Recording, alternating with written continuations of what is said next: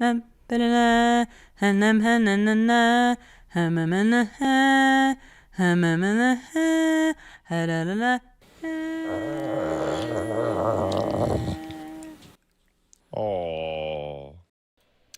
Hello today.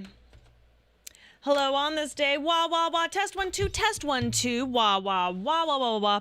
Hello today. How are you doing on this fine day? Hello today. Welcome to the Ruby Weapon Hour. My name is Paige. Some might call me Peach. Some have other names for me. I have more sad news. It would seem that One Piece also has decided to take Ethan from us. I am sorry. It's decided. I'm so sorry. We can't even do Ethan anymore. And it like happened all of a sudden. Where just like YouTube is just like, no, you can't do anything. Also, important to note, I look like shit today. Acknowledged. What happened was I stayed up till 3 a.m. hanging out with the gals. Hanging out with some gals, having a good time, having our tee-hees and our ha-has and ho-ho-hos. And I stayed up too late. And I'm all like, you know, and drinking our, tea and whatnot. No, just having a good time and yapping. So I'm afraid no more Ethan for the time being, and no more of my Muppet intro. I'm going to have to figure that out. I don't know. Well, the reason I look like shit is like I'm using like my backup makeup, and then I almost went live as I was doing. I was like trying to do my makeup, and I'm like, I don't know, this kind of works. I don't know. I look kind of like a hooker, and then like I blinked funny, and I was like, oh fuck, and just like mascara went like all here. Oh fuck, and I'm trying to clean it up. Didn't work out so well. Kind of look a little crazy, but that's fine. Looking better than that girl crying over Star Wars Slugman. Who cries over Star Wars Slugman? What happened? Is that the one boy voiced by that one guy who didn't really try? Even though he's a really good actor, and I couldn't figure out, is that like a thing now? Like when you work on a Star Wars property, you have to phone it in. Is that do you think that's part of the contract? Why does the hut sound like that? Don't know. What like not even like a little bit like not even a little. Which that's fine. Don't know. Didn't really care for. Hi, Boosie. Caboose is angry because someone was over at the house and he didn't approve. I think they wanted him to sound young. Yeah, but did they want him to sound disinterested? You know what I mean? He just, I don't know. It's a viral podcast clip I sent you the other day. Oh my God, I'm sorry. I probably missed that one. I'm sorry. I'll check it out. Yeah, like, I feel like everything to do with Star Wars is either phoning it in or just has like the most miserable dialogue you've ever heard lately. Mandalorian 1 and 2, A+, unbelievable, delicious, so fun. And then after that, it was like, And then, I don't keep looking over here because that's where you are. I should put you here. And then, and there you are, YouTube. Oh. There you are. There we go. That's better. Didn't care for Andor. Didn't care for it. The Star Wars cartoon has episodes about the girl Yoda, and she sounds completely normal. It's so fucked up and cowardly. What? She's just like, my name is Girl Yoda. Like that? Ugh. Not even gonna do one of these. Like, but it's a girl. Come on. She star on my war till it clones. It's hot. I miss Star Wars being the series of 3 movies that came out before I was born and it feeling special when a Star Wars thing... Exactly. It used to be special.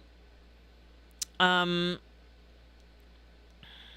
makes sense because he just sounds like he does in The Bear, which takes place in Chicago, and the new planet in Mando and Grogu was based on Chicago. I guess. It's not his Chicago-ish accent. It's that he's just like, I am here, I'm gonna do this. He just... Because he's a good actor.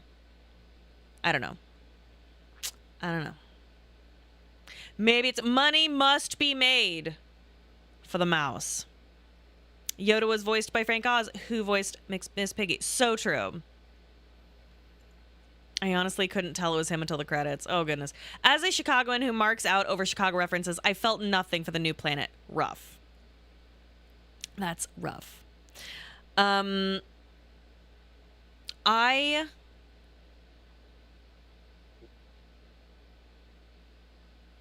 Yeah, I don't know. I've never really been a huge Star Wars mark. Now that I've watched Star Trek, I think Star Trek is way more interesting and fleshed out. No, granted, I haven't read every Star Wars book, so what do I know about what's fleshed out? But I don't know. I don't know. You're in big doo-doo now. Gay Jar Jar? I don't remember Gay Jar Jar. What? When Sora fights Darth Vader in Kingdom Hearts 4, we will all forgive the mouse. I don't know what I'll do when Sora fights Darth Vader. I don't know what I'm gonna do. Because I think he will. I'm shocked he hasn't already. Star Wars and Star Trek both scratch different itches. Yeah, but Star Wars feels more like a cat scratch than just like, you know what I'm saying? For me. Sora's gonna team up with Cap and Tony Man. I have to say, I think they've kind of covered every truly relevant Disney film, except for, I suppose, like Moana, which I don't care for at all. Yeah, I don't know what they're gonna do. I don't know what the fuck they're gonna add. Sword in the Stone. I mean, I don't think Sword in the Stone did that well. I mean, it's wonderful. And so here's the thing about Encanto. I felt like nobody actually gave that much of a shit about Encanto. They just liked the Bruno song. I don't know if that's true. I might be talking out of my ass. But that's how I feel. That's how I feel. Oh, Princess and the Frog. Oh, I guess, yeah. Yeah, go through the bayou. That's true. The princess from... Yeah, I like the princess from Black Cauldron. But is Black Cauldron... Is that a Disney film? I don't know. Song of the South. Uh-oh. I just want Zootopia because I'm a filthy furry. Oh, there is a lot of Pixar. You're right. That's fair. That's fair. That's fair. And wait a minute. Hold up. Everything's Disney now. What am I talking about? It's fine. Everything's going to be fine. Everything is Disney now. So it's fine. Kingdom Hearts isn't allowed to do Final Fantasy Worlds anymore. The divine mandate is all Disney all the time for brand cross promotional stuff. Yeah, is like Cloud or Squall or any of these fucking guys in Kingdom Hearts 3? Spoiler alert, but like, are they even in it? Is there even any Final Fantasy elements at all? Sorry, I mean Leon. For some reason. Why not? That's weird, but why? Not even a little? Why even? I don't know. To be frank, they already stopped doing that by default like 15 years ago. What, the Final Fantasy characters? Final Fantasy's low-key banned from their own crossover. What if if there was a Muppets world, I don't know, they could do something. They could figure it out. It'd be great. It'd be great if Sora, Donald, and Goofy had to run around. And like you could never see them from like the waist down. There was always like something in the way. So there's like, you know, like there's someone up their ass. I would be into that. Not like in, you know, but like I think it would be really funny and cute. How do I feel about Final Fantasy VIII? I think it might be the worst one. I'm so sorry. I don't care for it at all. I think the music's pretty good. Eyes on Me is one of my favorite songs. Love to sing it at karaoke. I'm not insane. You just have nostalgia goggles. And that's okay, because I also do for a different Final Fantasy. It's fine. There's nothing wrong with liking things. You can like the thing that you like, and I respect that. I think it's kind of garbage compared to other Final Fantasies. I know. I apologize. I understand. I apologize for the assault. The music is really good, though. Final Fantasy VIII's music is super good. I mean, here's the thing. I like Final Fantasy IV. Lots of people don't. I totally get it. I understand. The Final Fantasy IV is very standard, by the book. I love it. but it's very by the books. It's very, here's the fairy tale, no, right? No, there's nothing too surprising about it. But I love it for that. I think because at the time it was like, holy fucking shit. And like the part where, spoiler alert, but you like Cecil has to like cut himself, you know, to become the paladin. He has to destroy his former, oh, it's so good. Unbelievable with the mirror. Oh my God, unreal. Final Fantasy VIII is, okay, do I think it's a bad game? No.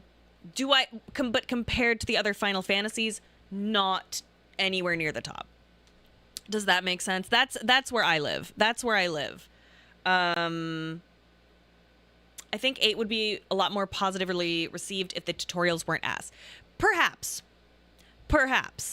Love the music though. Okay, like the music. I like the music. Final Fantasy IV is great other than routinely killing off party members and resurrecting them to justify the 5-party limit. Hey, listen. I know it's very flawed. Love it. New sub goal: make Paige beat Final Fantasy VIII. You listen. I'll do it. I have never beat it. It's been so long.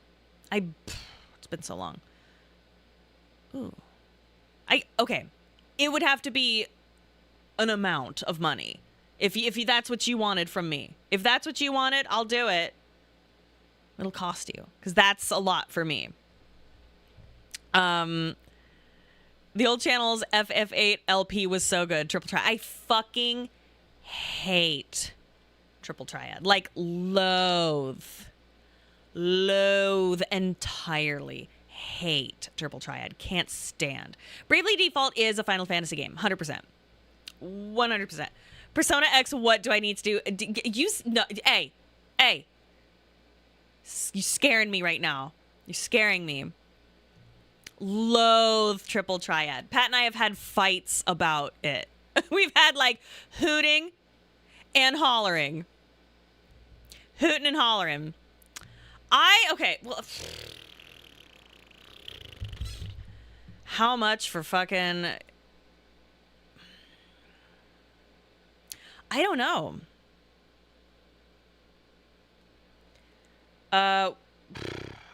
How many subs for how many subs? I'm gonna text Pat, because he keeps going, oh, you're selling yourself too short, when I'm like, 10 subs, I don't know, maybe, because that seems crazy. Hold on.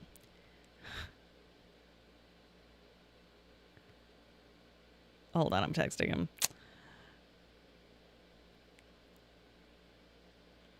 There we go. Okay, I will ask Pat, and then we'll find out. I would rather just give money. Oh, Lord. Oh, Lord of mercy. Hello, Casey. Hello. Pat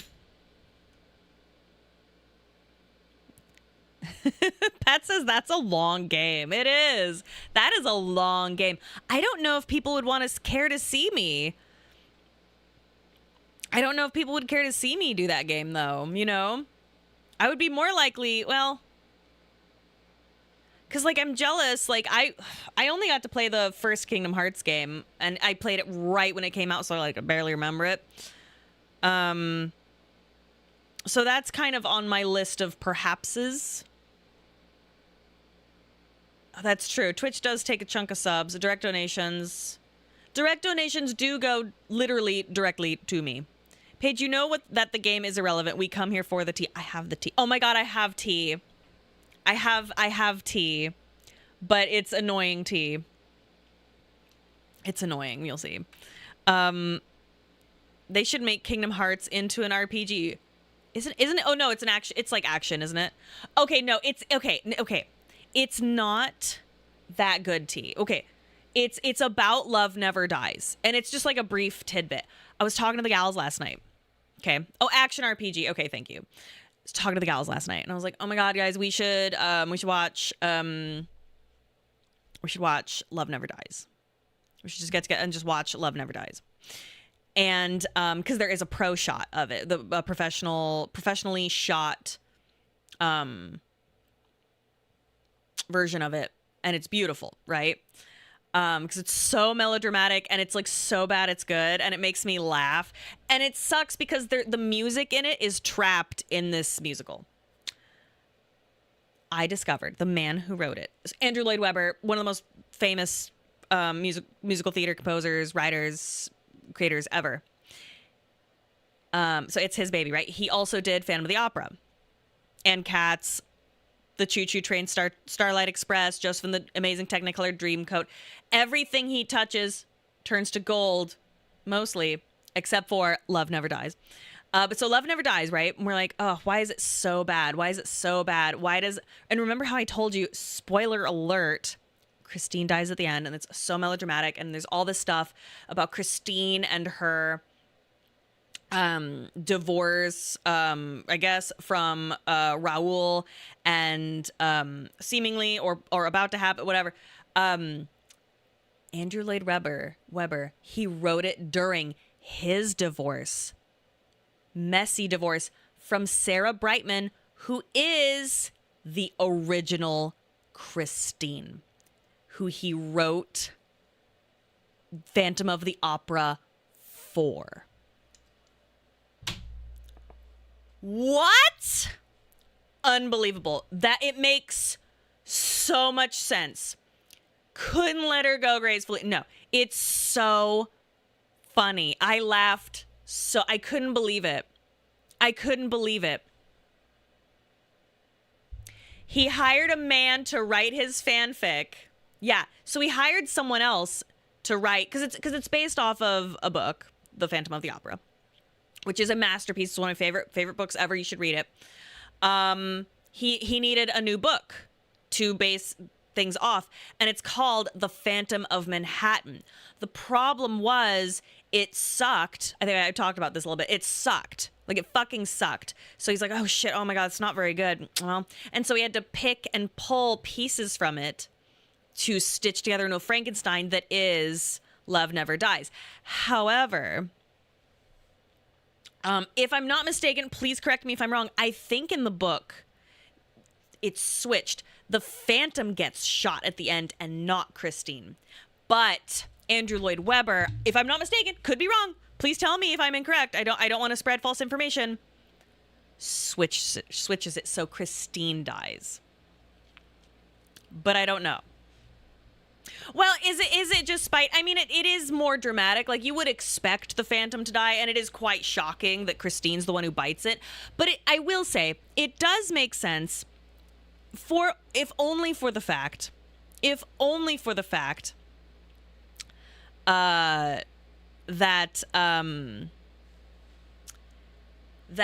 in the original Phantom of the Opera, the musical version, the opening, Christine is dead, but Raoul is there at an auction, and he's trying to purchase I believe it's a Jack in the Box at the old opera house's auction, because it's all shut down, and it's many years later, and he's an old man. Raoul's an old man. The Monkey Music Box, thank you. Also, that Christine suddenly falls back in love with her hideous but very talented man in the sequel. Totally not the idea of Sarah getting back with him. No, of course not. No.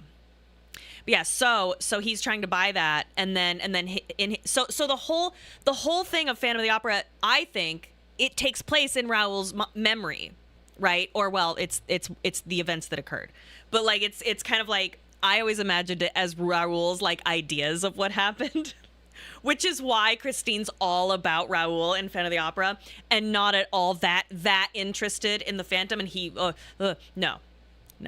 Anyway, I could go on. Anyway, Divorced Man musical, insane. This is what happens when a straight man is in charge of musical theater. I'm joking.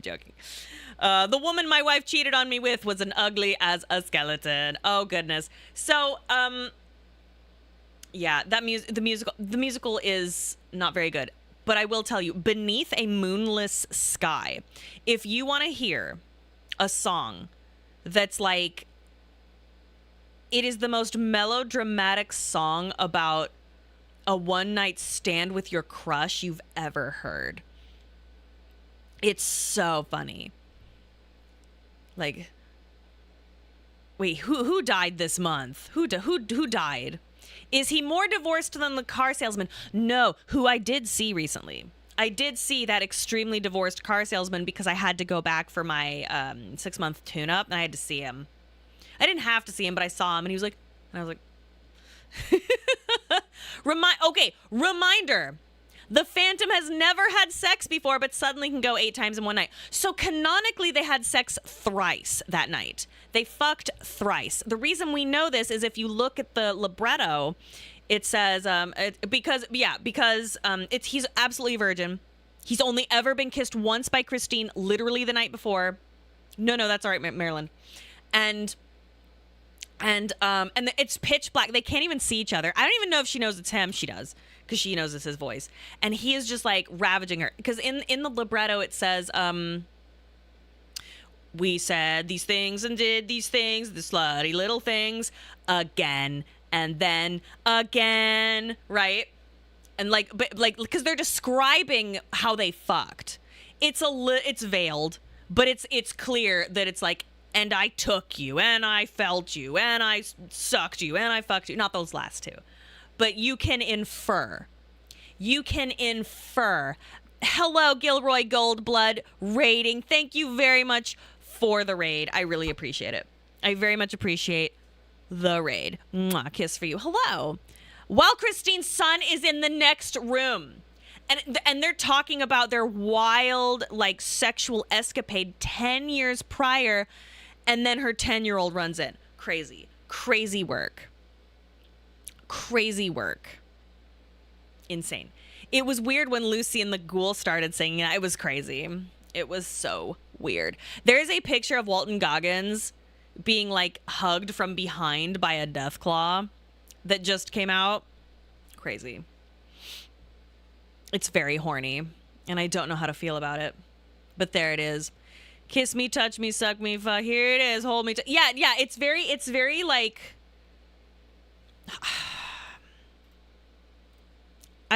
I'm sorry. This is my fixation. Love never dies beneath a moonless sky. Lyrics. We're gonna talk about it. I'm sorry. Listen, we will get to the Blue Women shortly. Okay.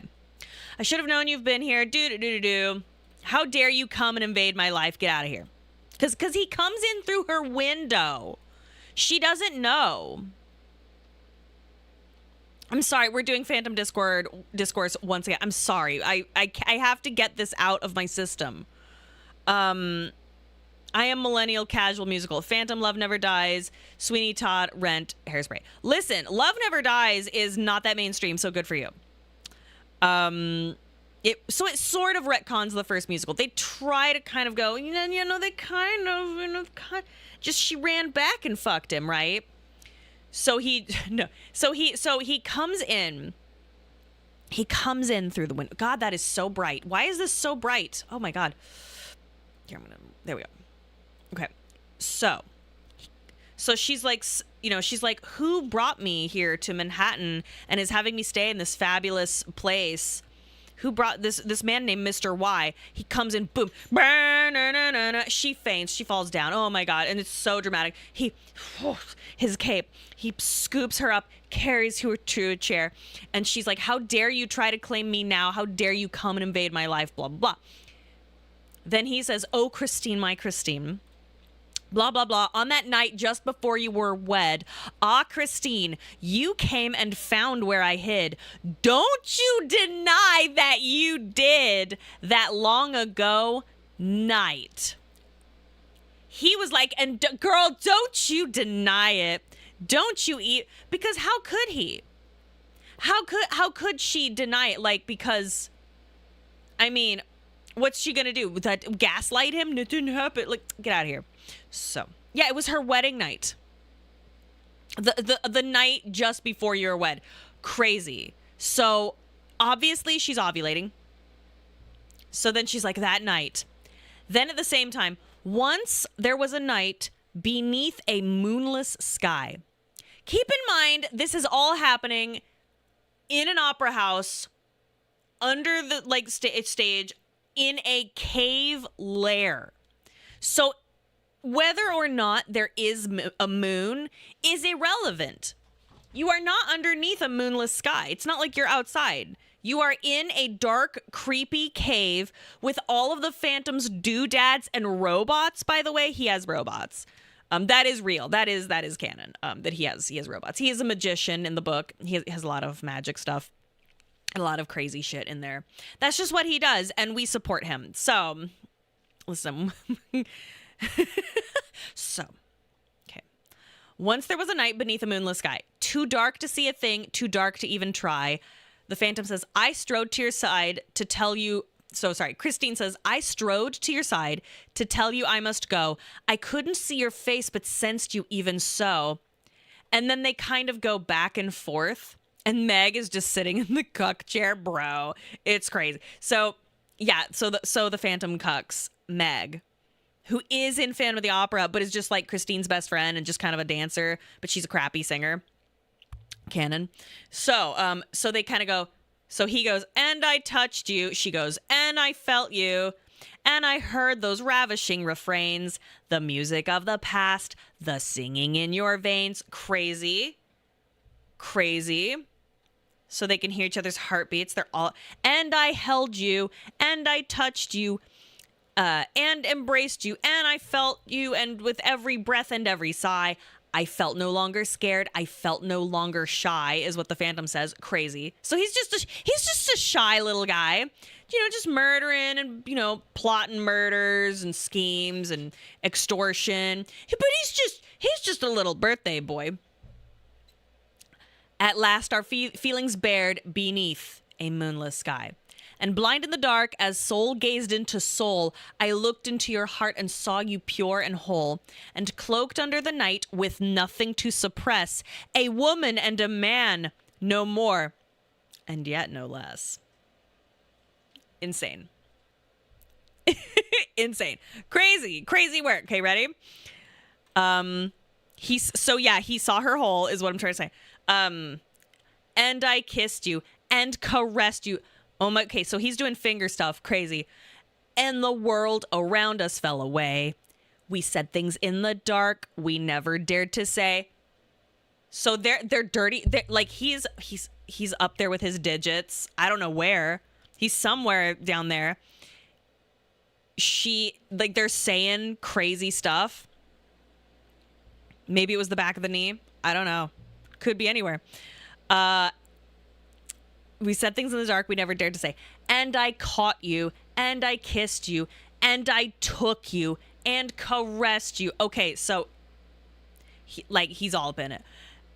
With a need too blatant to deny. And nothing mattered then except for you and I, again and then again. So it's 3 times they fuck beneath a moonlit sky. And then the Phantom's like, and when it was done, before the sun could rise, ashamed of what I was, afraid to see your eyes, I stood while you slept and whispered a goodbye and slipped into the dark beneath a moonless sky. Absolutely. Do you think the Phantom's a selfish lover? No, I think he's a woefully inexperienced lover, but I think that they were so just like in love and desperate and whatever, it kind of didn't matter. They're just rutting against each other like dogs. That's what I imagine. If you were to be a fly on that wall, you're a fly on that wall, and you have to see. It's like, wow. It's just like messy, like just dogs. It's just like you. Do you know what I mean? Wait, did they fuck or did he make her come? Oh, they fucked, and obviously the Phantom came because they have a kid. And she fucked him thrice. So she obviously liked it at least once. At least one of those times. Okay, Leo says they were absolutely smacking hams. 10,000%. My partner has ranted at me about this before, so this is extra entertaining to me. I could talk about this forever. I'm sorry. So what's happening? I'm giving you guys the talk, so... Yeah. Have you ever, what do you mean the Phantom came? You know what I mean. They have a son. And they fucked 3 times. Okay, listen. Having sex 3 times in a night, that's exhausting. Are you kidding me? Exhausting. Exhausting. That's crazy work. Especially like I think the Phantom's older, so it's like, wow. Or she gave him 3 chances, then felt so disappointed she needed to cut all contact. No, so canonically,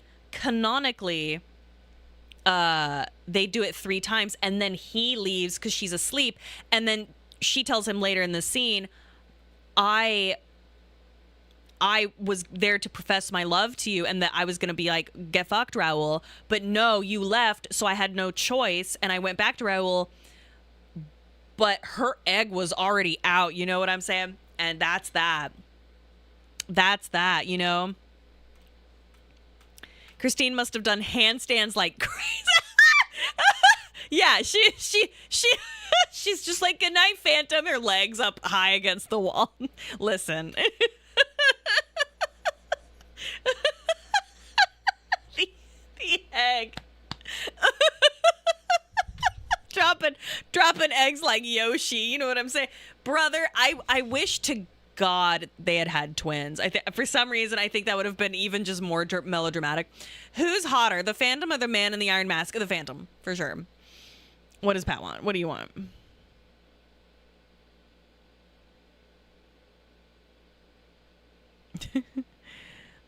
Pat said, okay, so I asked Pat, I'm like, what amount to get me to play Final Fantasy VIII? He says, that's a long game. Whatever, but that'll take you like Chrono Trigger times 1.5. How long to beat? Says 51 hours. Woof. That's pretty steep. That it needs to be something you really want to see me do. I'll do it, but twins are always cinematic for sure. So anyway, and then he slipped away. Unbelievable. Then she says, and I loved you. Yes, I loved you. I'd have followed anywhere you led. I woke to swear my love and found you gone instead. And she's screaming at him. Well, she's singing opera, but like screaming at him, essentially. How much are you into hot dogs? Cog, we fucking love hot dogs. We had hot dogs 3 nights ago. We love hot dogs. We shouldn't, but they're so good. Road to Empress 2 is out. You'll love FF8 then. What? What do you mean, Cog? How much for Road to Empress?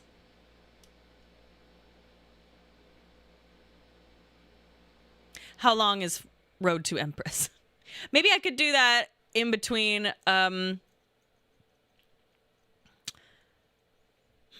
Hold on. I mean, think about it like this. 51 hours plus, let's say like 25% for safety, multiplied by how much you think you should be making per hour, divided by how much you get paid per sub. I don't, that's a good question, but I mean, I don't know. Whenever I'm like, oh, I don't know this, everyone's like, Paige, you're underselling yourself. So I never know what and I feel icky to be like this amount, you know, like, you know me. I guess with Road to Empress, how long? It's 9 hours.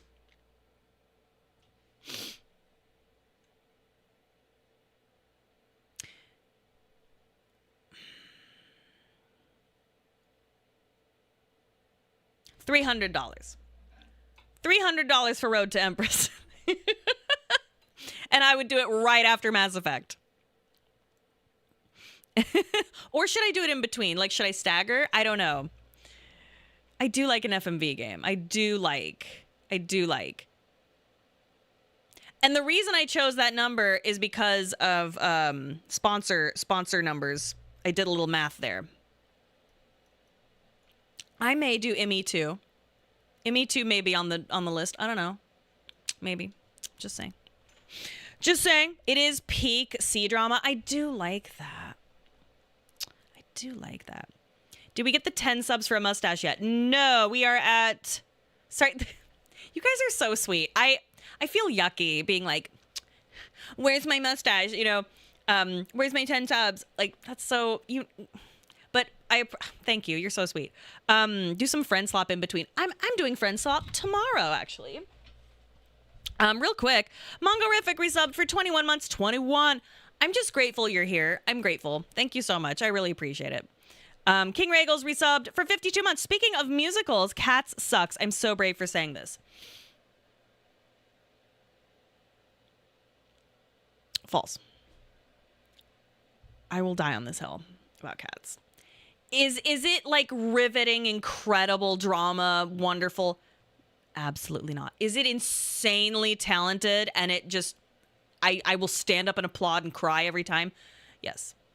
Crow the Crid tipped $6. Thank you. Thank you for the banana ball stream. Can't find any others like it. Hope it comes back. Here's babysitter money. Thank you very kindly. Banana ball was so fucking fun. I had such a ball. By the end, I could kind of see how people like it. Of Cats. So okay, the film sucked. The film was so bad that even Andrew Lloyd Webber talked publicly about how dog shit it was. You can't blue ball us on ME2. Well, who knows? Stay tuned and find out. Paige, an army of skeletons is at your door and swear their undying love for you, but you must give Pat the boot. What do? I mean, I have to be in love with the skeleton. I don't just take a random skeleton. I have to fall deeply in love with the skeleton. It has to have a good personality and, you know, whatnot and all of that. I just don't like the dialogue even a little. Oh, the book is written by T.S. Eliot, which it's just a bunch of poems about cats that he just kind of was like, and he just farted out. It's just a bunch of poems. So is it lyrically like the greatest thing ever? I think it's fun. Abusing the skeletons makes it hot. Oh my God. So yeah, okay, real quick, let me finish. So Christine's like, I would have left with you, da-da-da. And then they both sing, and I loved you, how I loved you, and then he's like, and I left you, how I loved you. And I had to, both of us knew why, and yet I won't regret from now until I die, the night I can't forget beneath a moonless sky. Unbelievable. Was that 300 subs or $300? Whatever you decide, Kai. Whatever you decide. Because right now the subs are for Clown. However, 10 years old, Gravy Langley. Oh my God, insane. 300 subs is wild.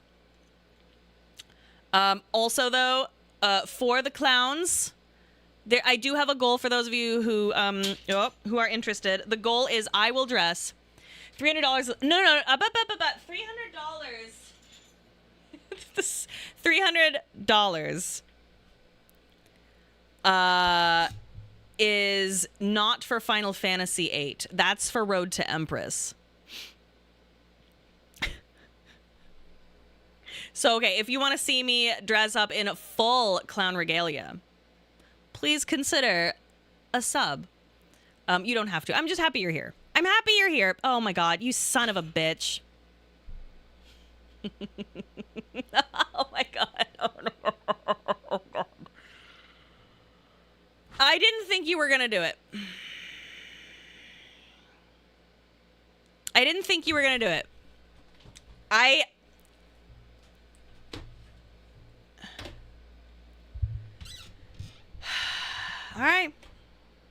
All right. God. Very, very auspicious, Sky. Thank you. Oh my God. Fine. Oh, fuck. All right. All right. Wait. After ME2? Or before? Do you specifically want... Listen. How many princes in this chat? Every one of you is a goddamn prince. Let me tell you.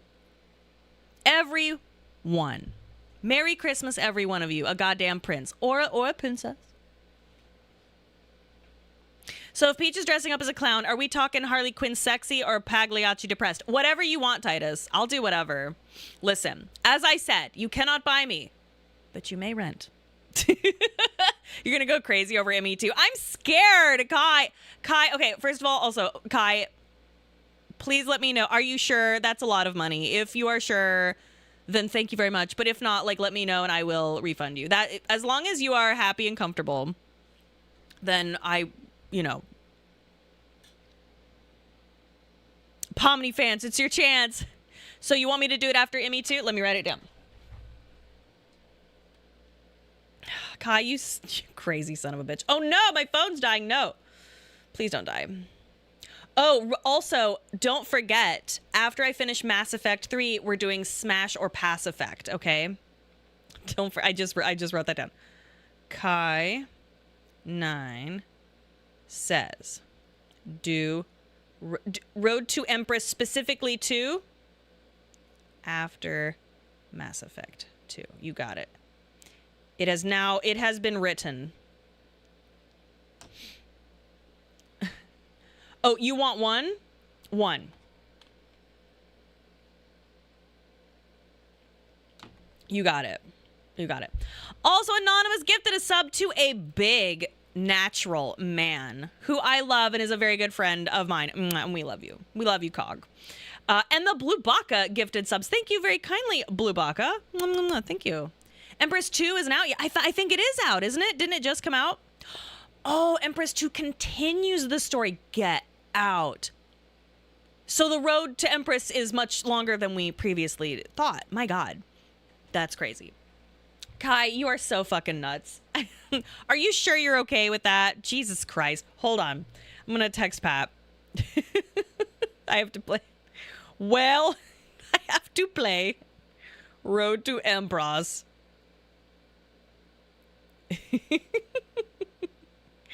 Donated. Oh, you were so silly. So, question: Do you want me to? Oh, I got to get the show on the road. Do you want me to? You want me to play it after Emmy 2 specifically? So, Prox, I also wonder if it's worth $300. But Kai has pretty good taste, so.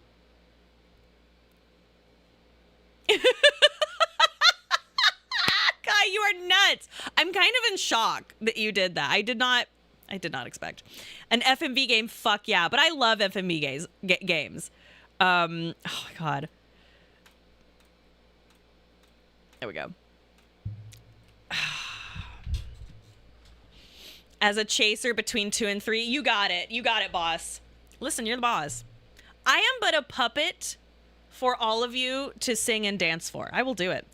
And a happy Pride to you, Jess. And a happy Pride. It is one of the better FMV games in a while. That is what I've heard. And I fucking love FMV games. If you want a really good one, please consider Harvester. I believe it is the first game I ever streamed on Twitch under this username. And boy, what a way to start. What a way to begin. Did I play Contradiction? No. You always were a kidder, Steve. Harvester is crazy. Is that the one with the baby and the spider? I won't spoil. Yeah, so Road to Empress, I think we played it for 45 minutes, me and Pat. I don't think we gave it a fair shot. We kind of glanced at it, and I may have been drunk. I won't reveal my secrets. When is Until Dawn 2 coming out? Not until 2027. Don't worry. We're going to do that. We're going to get the babysitter. Also, for Deltarune, I'm trying really hard to get a babysitter. My usual sitter, she has a really important doctor's appointment, but she's like, well, if you want, I'll take Gowron with me. And I'm like, you don't have to do that. She's like, no, let me talk to my husband. I'm like, you really don't have to. But she's so cool. Like, isn't that so sweet that she would do that? But I'm like, you really don't. It's not, you have a doctor's appointment. Isn't she so sweet? Yeah, no, Auntie. By the way, she's essentially Auntie. She's a very close friend. She's fine. It's pretty routine. Wait, Kai, what is your recommendation for Beat the Backlog? Oh, was it Contradiction? Interesting. She's great. That sitter is amazing. So we'll see if that works out. It depends on if her husband feels comfortable watching Gowron for the however long it would take at her appointment. Partner and I need to get comfortable with hiring a sitter. She really needs a break. The only reason I chose this person, she was my doula. She had incredible references. She was extremely informative when it came. She was like my childcare and having baby mentor, so she just knew everything. So I felt very comfortable. I would try to find someone with lots of references. That helped make me feel comfortable. Any new Gowron stories? Yes, but they are. All I'm gonna say is that I need to clean up my potty mouth in front of this child. It's very silly. Oh, Merc Jones asks, can you explain the appeal of C-dramas to white people? I spent a good couple hours watching one with my Taiwanese great aunt, and it was just flabbergasting. I mean, I think it's because it's so dramatic, and the drama that I enjoy. Is it polite to get hit by a car? Crazy, right?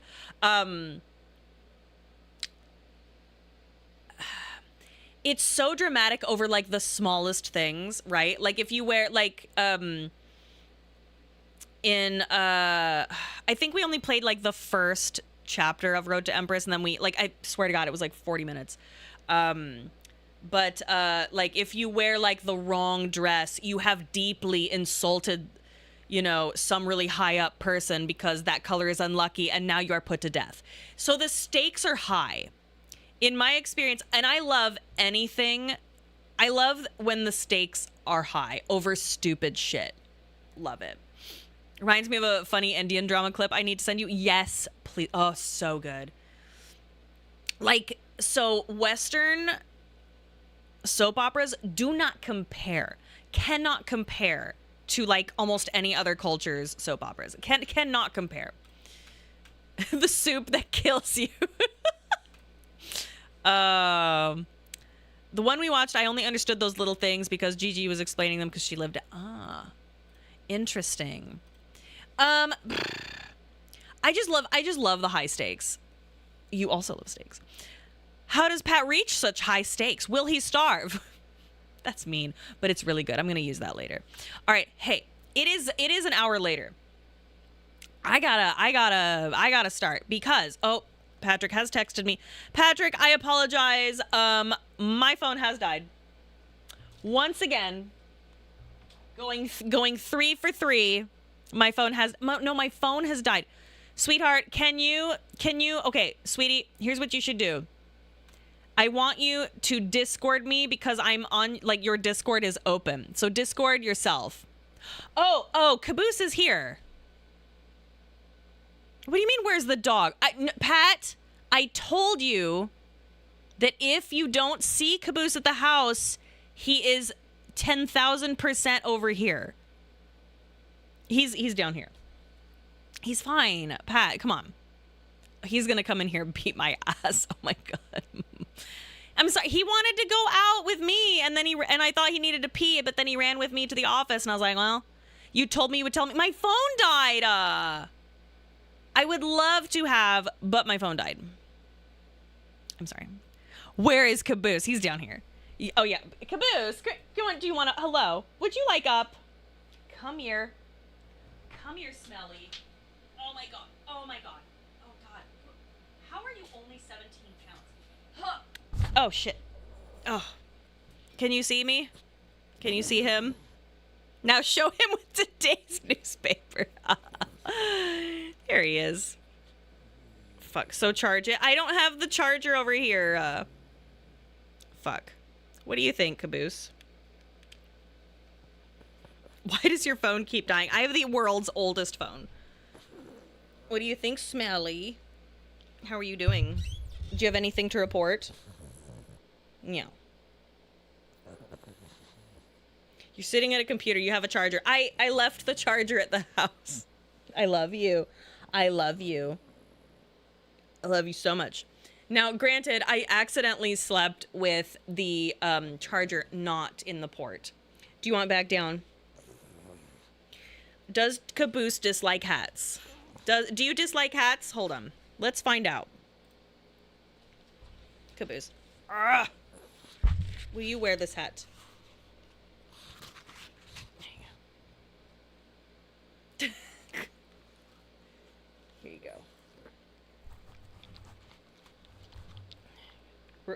Oh.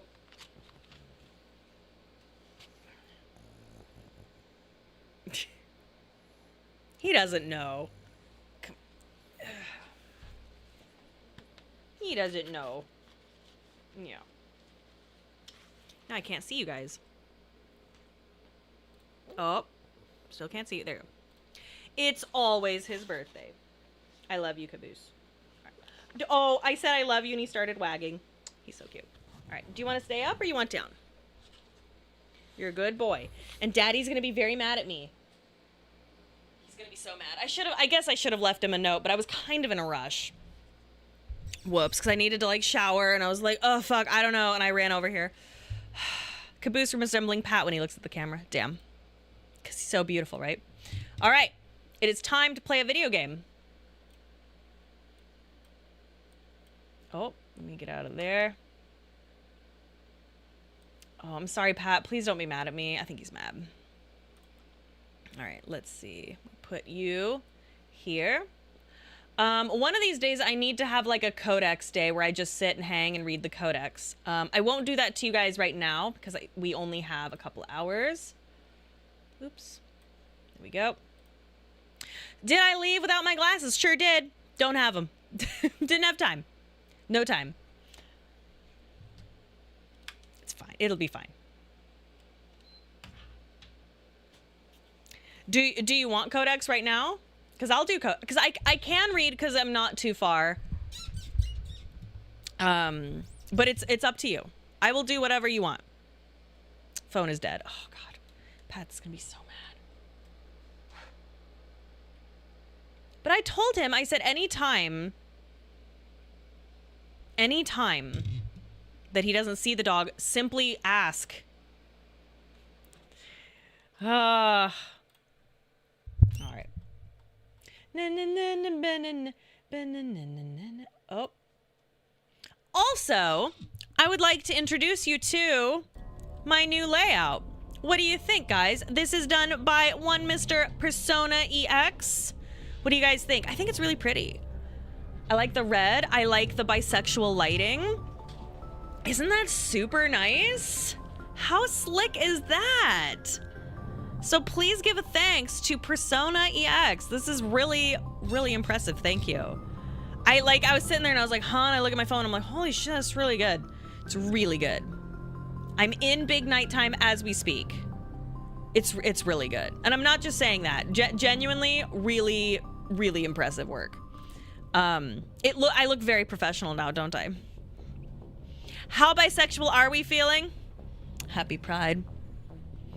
Okay. Very bi, much pride, thank you.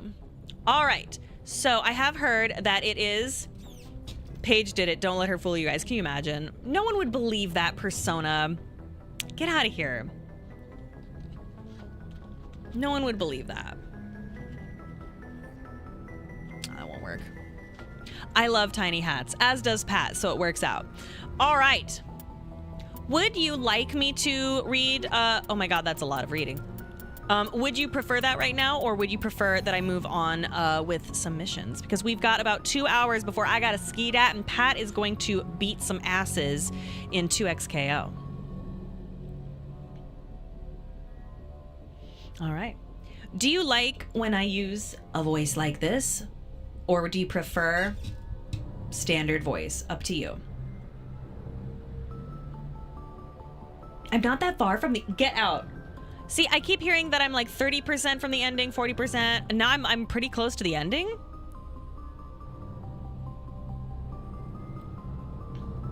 You're more than halfway. Goodness. Wow. What a short game.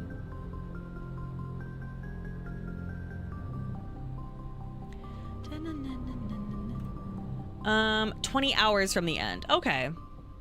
You know what? Give me 2 seconds. I have to run and get a thing of water if I'm going to do some reading. I will be right back.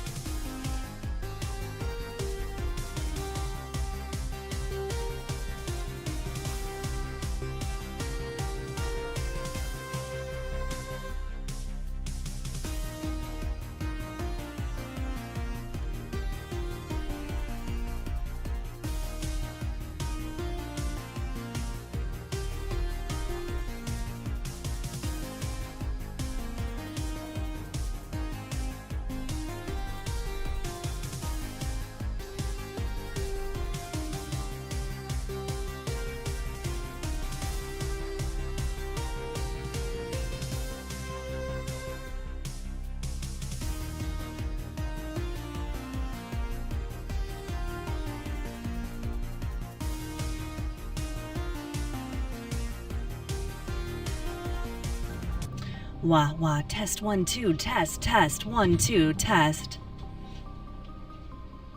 Background profile for Commander Shepard. Do you want shit like this?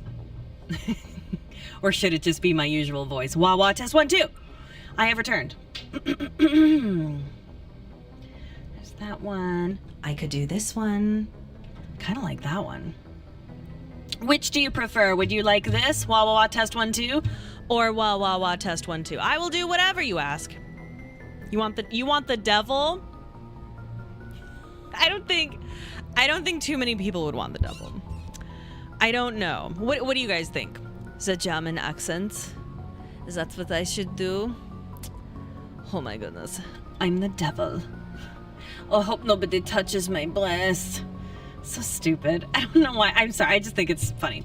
Anyway, all right, then I'll do it like this. I like the robo distortion. All right. So I think we should do let's give it a listen, shall we? Pharos is a habitable. Virmire is a lush world located on the frontier of the Attican Traverse. Its vast seas and orbital position on the inner life zone have created a wide equatorial band of humid, tropical terrain. Only the political instability of the region has impeded efforts at colonization. Many times the Citadel has opened negotiations to settle Virmire with various criminal gangs and petty dictatorships in the nearby Terminus systems. All fell apart due to internal power shifts within the opposing parties. The Citadel has written off the colonization of Virmire as impossible without significant political change. Virmire is a lush world located on Terminus powers. I fucked up.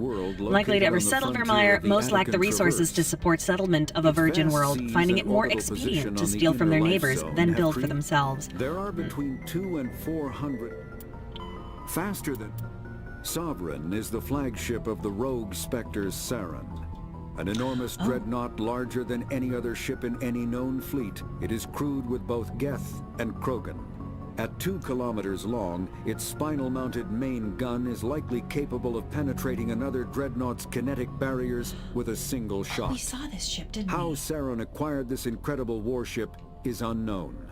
The prevailing opinion is that Sovereign is a Geth construct, while others believe it is a Prothean relic. Its design, however, hints at a more alien and mysterious origin. The attack on Eden Prime demonstrated Sovereign's ability to generate mass effect fields powerful enough to land on a planetary surface. This implies it has a massive Element Zero core and the ability to generate staggering amounts of power. Right, the ship at Eden Prime. Ship mobility dominates... Is there, technology? Is there anything else? Biotic. No, okay.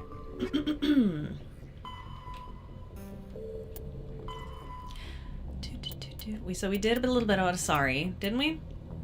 Well, I guess we'll try. Asari. Asari have a robust cellular regenerative system.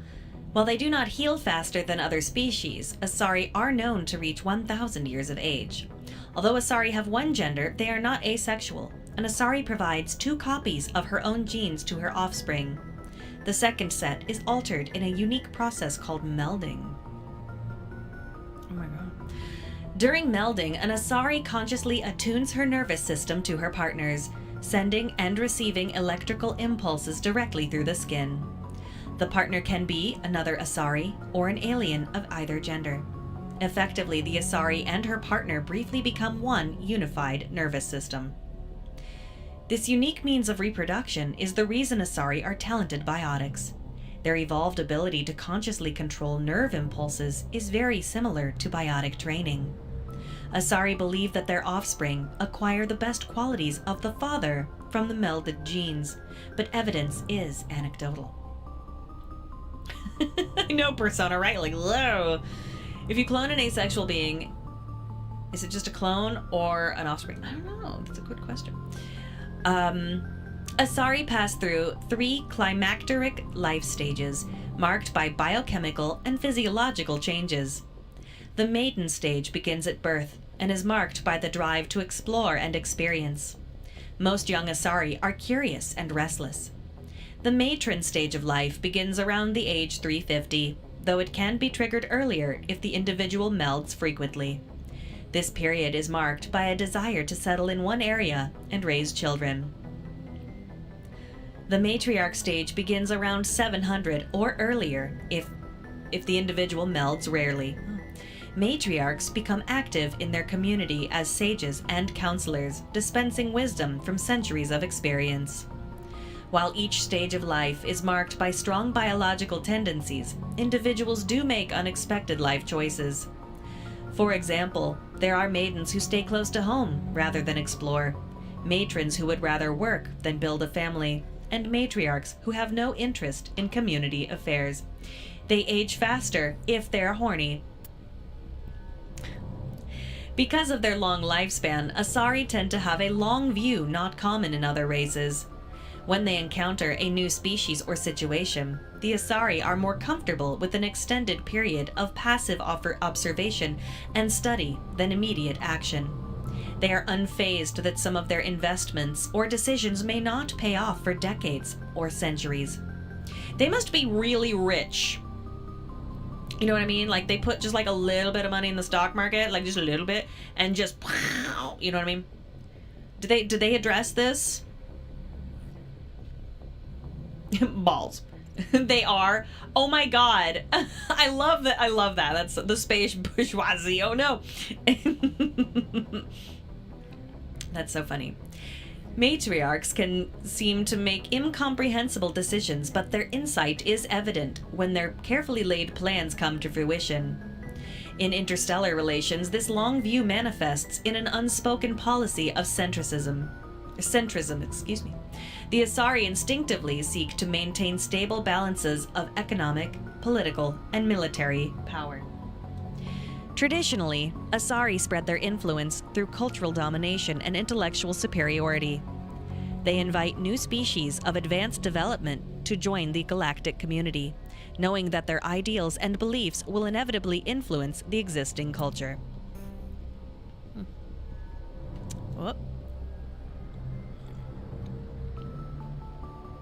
Oh, that's right, the Volus are the finance guys. I see. You should do menu voice acting. I would love that. Would love that. The Asari came late to the concept of world government. For centuries, their homeworld of Thessia was dotted with loose confederacies of great republican cities. The closest earthly equivalent would be the ancient Mediterranean city-states. Since the Asari culture values consensus and accommodation, there was little impetus to form larger principalities. Rather than hoard resources, the Asari bartered freely. Rather than attack one another over differing philosophies, they sought to understand one another. Only in the information age did the city-states grow close. Communication over internet evolved into an electronic democracy. Asari have no politicians or elections, but a freewheeling, all-inclusive legislature that citizens can participate in at will. Policy debates take place at all hours of the day, in official chat rooms and forums moderated by specially programmed virtual intelligences. All aspects of policy are open to plebiscite at any time. Plebiscite? In any given debate, the Asari tend to lend the most credence to the opinion of any matriarchs present, nearly always deferring to the experience of these millennia-old, wise women. When you live for 1,000 years, war isn't exactly appealing. That makes sense. Achieving consensus through public debate may take too long in a crisis. In cases where prompt, decisive action is required, the Asari defer to the wisdom of local matriarchs. Oh yeah. The religion. Hold on, I want to see how this one is. Test. The pantheistic mainstream Asari religion is Siyari, which translates roughly as all is one. The faithful agree on certain core truths. The universe is a consciousness. Every life within it is an aspect of the greater whole. And death is a merging of one's spiritual energy back into the greater universal consciousness. Siyarists don't specifically believe in reincarnation. They believe that the spiritual energy returned to the universal consciousness upon death will eventually be used to fill new mortal vessels. Siyari became popular after the Asari left their home world and discovered their ability to meld with nearly any form of life. This ability is seen as proof that all life is fundamentally similar. Siyari priestesses see their role as promoting unity between the disparate shards of the universe's awareness. Before the rise of Siyari pantheism, Asari religions were as diverse as their political opinions. The strongest survivor of those days is the monotheistic religion worshipping the goddess Athame. Like the Asari, the goddess cycles through the triple aspects of maiden, matron, and matriarch. Solarians. Asari are creepy. Yeah, it's weird. These guys are kind of hot. Not my favorite. Is it a theme? A theme? Really interesting. Asari are actually creepy if you think about them and their world building longer than just their tits. So true. Oh, Davy J, is this giving you tinnitus? Would you like me to stop? Would you prefer this? I'm happy to do that for you. You just have to ask me nicely.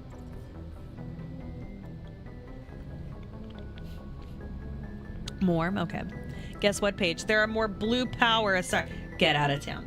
I'm trying to decide which one I like best. I kind of like this one. Oh, just kidding. Oh. I kind of like this one. It makes me feel like I'm on an airplane. But please let me know if this bothers you. Solarians are noted for their high-speed metabolism, which allows them to function on just 1 hour of sleep a day. That's fucking awesome. I wish I could do that.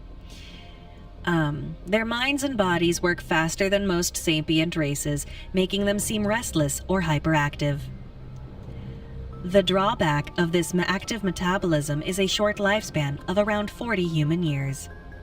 The Solarians are amphibian haplodiploid egg layers. Unfertilized eggs produce males, and fertilized eggs produce females. So does that mean males are the kind of default? That sounds bad. Okay. I won't put it back.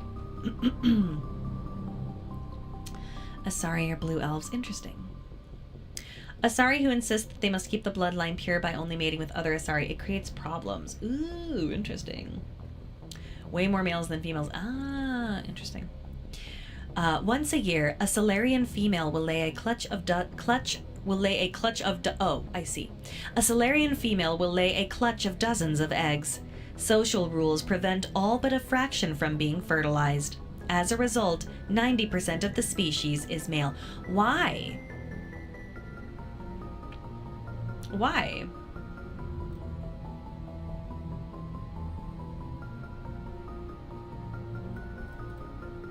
Kind of like how we all start out female. That's true.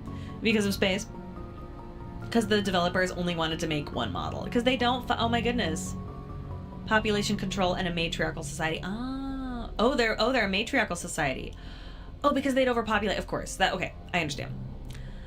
Solarians have photographic memories and rarely forget a fact. I hate that. I don't like that. It scares me. Because you'll be fighting with your Solarian boyfriend. They'll be like, oh yeah, well here's what you said. And I'll be like, you know I didn't. And he'll be like, I would hate to date a Solarian. They will remember the cringe.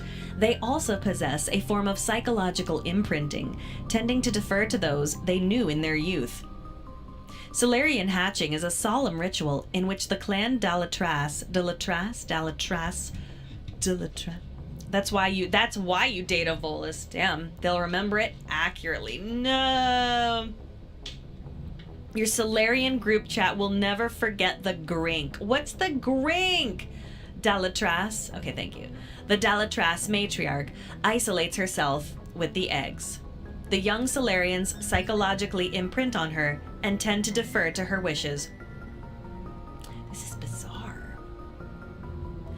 During the hatching of daughters, the Dalatrases of the mother and father's clans are present at the imprinting. This ensures the offspring have equal loyalty to both, ensuring the desired dynastic and political unity. It would be so sad. It would be so sad if, like, the dad was, like, I don't know, or the mom or whoever was in the army. and then they show up and then they weren't there for the imprinting. That would have to be like if they were in some kind of Alliance army situation, that would be like mandatory leave. Why the hell did auto mod flag that? I don't know. I feel like our auto mod is like the at the lowest level, but sometimes it just chooses like weird things. I'm so sorry. Solarian intelligence field agents are grouped into an organization called the Special Tasks Group. STG operators work in independent cells performing dangerous missions such as counterterrorism, infiltration reconnaissance, assassination, and sabotage. The STG is a proactive organization puncturing worrisome trends before they become movements. At any time, a dozen groups are operating covertly within the lawless Terminus systems, sowing dissent among the various factions. Civilian analysts also note how troublesome hinge point individuals in Terminus frequently meet unexpected deaths. But Solarians don't really have standing armies. Oh, yeah, I guess that makes sense. STG operators are feared throughout the galaxy for their clear-eyed, remorseless practicality. They are willing to do whatever it takes to achieve their mission, even if it kills civilians or results in the team's own destruction. In many ways, they are akin to the Council Spectres. Recently, a number of STG cells have been redeployed from Solarian Union. It is assumed they are in the Terminus and Attican Traverse, investigating reports of Geth activity beyond the Perseus Veil. Yeah, how many secret police forces are there in this game? Solarian says, not Persona. Solarian says this. Persona says, honestly, the Solarians look like they be eating ass, but they're like fiends for that shit. I can see that. Do they have like weird tongues? They don't have any noses. They don't have noses. Oops. Task Force. Perseus Veil. Can't get enough. Gross. Yeah, here we go. Are you ready? How do I say it? Palaven? The Turian homeworld Palaven has a metal-poor core, generating a weak magnetic field and allowing more solar radiation into the atmosphere. To deal with this, most forms of life on Palaven evolved some form of metallic exoskeleton to protect themselves. Palaven on Palaven evolved from some form of metallic exoskeleton to protect themselves. Their reflective plate-like skin makes Turians less susceptible to long-term, low-level radiation exposure, but they do not possess any sort of natural armor. A Turian's thick skin does not stop projectiles and directed energy bolts. Palaven my balls. Sorry. Although life on Palaven is carbon-based and oxygen-breathing, it is built on dextroamino acids. This places the Turians in a distinct minority on the galactic stage. The Quarians are the only other known sapient dextroprotein race. The food of humans, Asari, Solarians, who evolved in levoamino acid-based biospheres, will at best pass through Turian systems without providing any nutrition. At worst, it will trigger an allergic reaction that can be fatal, if not immediately treated.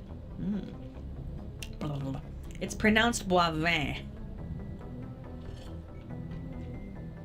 Bro, I've already had people be like, okay, Mrs.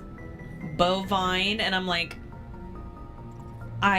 no, we're not doing a Mrs. Buckets. No, we're not doing the bouquet residence, the lady of the house speaking. Like, go fuck yourself. In real life. Mrs. Bovine. Like, go fuck yourself. It's worse than Mrs. Bucket.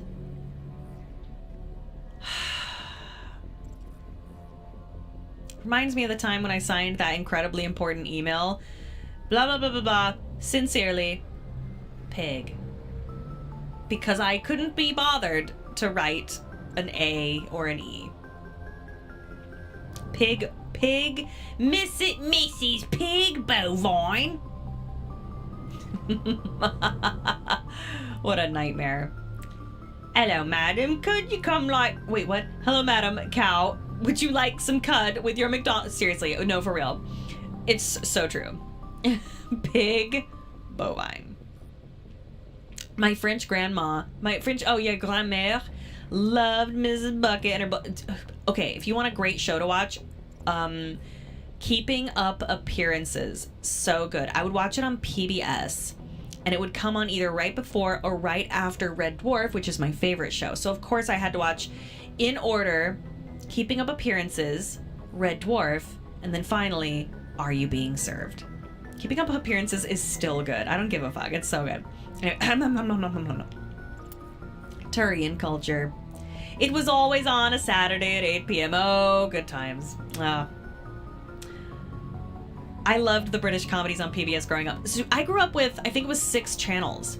PBS was easily the favorite. PBS and Fox, which I know. But Fox Kids fucking ruled. Fox Kids back in the day, remember? It was good. Did I finish the biology? Yes. The allergic reaction. See, I didn't have the Disney Channel. Like, I'm telling you, I had like 6 fucking channels. It was dog shit. I had to go to my grandma's. It was to see anything. Fox Kids had Spider-Man and X-Men. Yes, exactly. And they had Beast Wars, which, you know, favorite show. Pokemon, Digimon, had everything you could want. While Turians are individuals with personal desires, their instinct is to equate the self with the group and set aside personal desires for the good of all. Turians are taught to have a strong sense of personal accountability. The Turian honor that other races find so remarkable. Turians are taught to own every decision they make, good or ill. The worst sin they can make in the eyes of their people is to lie about their own actions. Turians who murder will try to get away with it, but if directly questioned, most will confess the crime. What? Did you have Beyblades? We had, I think so. We didn't. Did we have Animaniacs? I don't think we did. I had to go to my grandma's. I never watched the Grank. I know. I remember when you'd get up on Saturday morning to watch a show, like a whole series of shows for like 3 hours, and you'd flip between the channels. Everyone who is my age was a Nickelodeon kid. I have never seen an episode of SpongeBob to this day. Fairly Odd Parents, The Amanda Show, Danny Phantom, Avatar, not one episode. I was a Cartoon Network and Disney and a shit ton of movies. So I also barely saw any SpongeBob. And I really feel terrible about that because I occasionally will see some SpongeBob and I'm like, okay, that's really funny. Like that Gary Come Home song, heartbreaking. Or the Ripped My Pants song, unbelievable. Turians have a strong inclination toward public service and self-sacrifice, so they tend to be poor entrepreneurs. To compensate, they accepted the mercantile Volus as a client race, offering protection in exchange for their fiscal expertise. Oh no, they're bad with money. That's so cute. Look at him. Look at him. He doesn't know what to do with his dollars. That's so cute. He's so funny. He's so precious. Turians are lawful stupid. I love that, Otacon. They are bad with money, good with their hands. Merc Jones, stop. Stop, you're getting me excited. Don't. Is Garrus a himbo? This stock market has no honor. This is the main thing that makes it silly for the Volus to be upset that they're not on the council. They are literally, legally the Turians, bitches. Good looking, bad with money. Garrus is not a himbo, he's too smart. The Turian military is the center of their society. It is not just an armed force, it is an all-encompassing public works organization. The military police are also the civic police. The fire brigades serve the civilian population as well as military facilities. The Corps of Engineers, les Corps et Ingénieurs. Jesus Christ. The Corps of The Corps of Engineers build and maintains spaceports, schools, water purification plants, and power stations. The Merchant Marine ensures that all worlds get needed resources. I've been corrupted. Please help me. I'm fragmenting, you guys. It's too late for me. Ingénieur, les mesdames et messieurs. That'll happen when you take Boivin. Listen, I'm Mrs. Boivin. Quebecois PTSD. Wait, what is... Okay, can somebody look this up for me because my phone's dead. What is, in Quebec French, what is PTSD? Like, what is it like TSDP? Because get this. They don't have KFC, they have PFK. I know my phone's always dead. Listen, I'm bisexual. It's my right. Okay? TSPT, shut up. Nuh-uh. Get out. Get out. Is it really?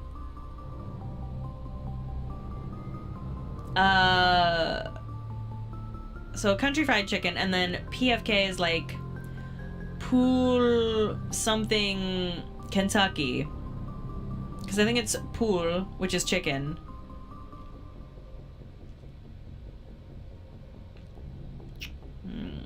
Troubled distress. Post-traumatic stress trouble. Interesting. Okay. The Turian government is a hierarchical Jesus, I can't read. I don't have my glasses. That's what's going on. The Turian government is a hierarchical meritocracy. While it has great potential for misuse, this is tempered by the civic duty and personal responsibility Turians learn in childhood. Turians have 27 citizenship tiers, Jesus, beginning with civilians, client races, and children. The initial period of military service is the second tier. Formal citizenship is conferred at the third tier after boot camp. Wow.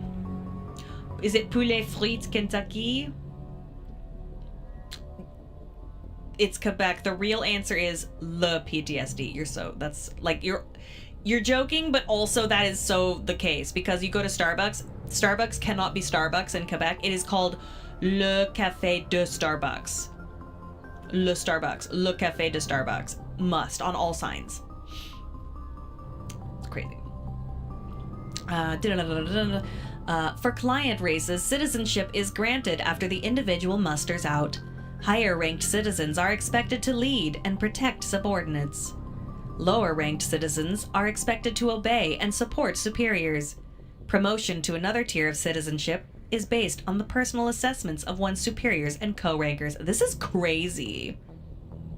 Is that because of language laws? Yes. The language laws there are really strong. And as much of a trouble I had in Quebec, if you look at the history of Quebec and the way English and French was, even just like 60 years ago, I do understand why people don't want to hear English in certain places, especially the older people. But yeah, there is a lot of language. There's literal language police. And it sucks. Why is pig bovine pinned? Because that is my name. Can you say Quebec French is really French though? Honestly, apparently that is how traditional, like, old French was. And that new French, like, that is found in France is more like has evolved, you know? But the accent and the way things are in Quebec language, it would be like if we heard, like, you know, English in the 1600s, right? This is what I've been told. I have no idea. I love Quebec French. I think it's interesting. It's just, you know, it didn't work out. It's a bummer. But it's very cool language. Throughout their lives, Turians ascend to higher tiers and are occasionally demoted to lower ones. Oh no. The stigma associated with demotion lies not on the individual, but on those who promoted him when he wasn't ready for additional responsibility. This curbs the tendency to promote individuals into positions beyond their capabilities. Settling into a role and rank is not considered stagnation. Turians value knowing one's limitations more than being ambitious. At the top are the Primarchs. At the top are the Primarchs, who each rule a colonization cluster. The Primarchs vote on matters of national import. They otherwise maintain a hands-off policy, trusting the citizens on each level below them to do their job competently. Turians enjoy broad freedoms, so long as one completes his duties and does not prevent others from completing theirs, nothing is forbidden. For example, there are no laws against recreational drug use. Party! But if someone is unable to complete his duties due to drug use, his superiors step in. Judicial proceedings are interventions. Peers express their concern and try to convince the offender to change.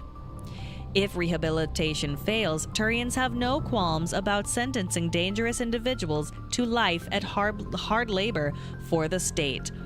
Wow. That's crazy. Otacon says, apparently the Turians are based most on how the Roman Empire operated for inspiration. Wow.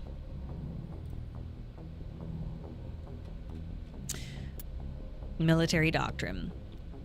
Although they lack the brutality of the Krogan, the skill of the Asari, and the virtuosity of the humans, the Turian military has formidable discipline. Officers and NCOs are lifers with years of field experience. Enlisted personnel are thoroughly trained and stay calm under fire. Turian units don't break. Even if their entire line collapses, they fall back in order, setting ambushes as they go. A popular saying holds, "You will only see a Turian's back once he is dead." Ooh, that is so cool. I like that. Boot camp begins on the 15th birthday. Soldiers receive a year of training before being assigned to a field unit. Officers train for even longer.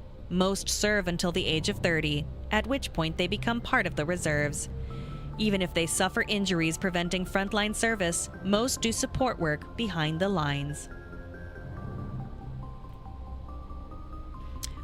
Mel Brooks says, my understanding is that the Quebec French is descended from the noble dialect and Parisian French from the lower classes that forced the nobles out.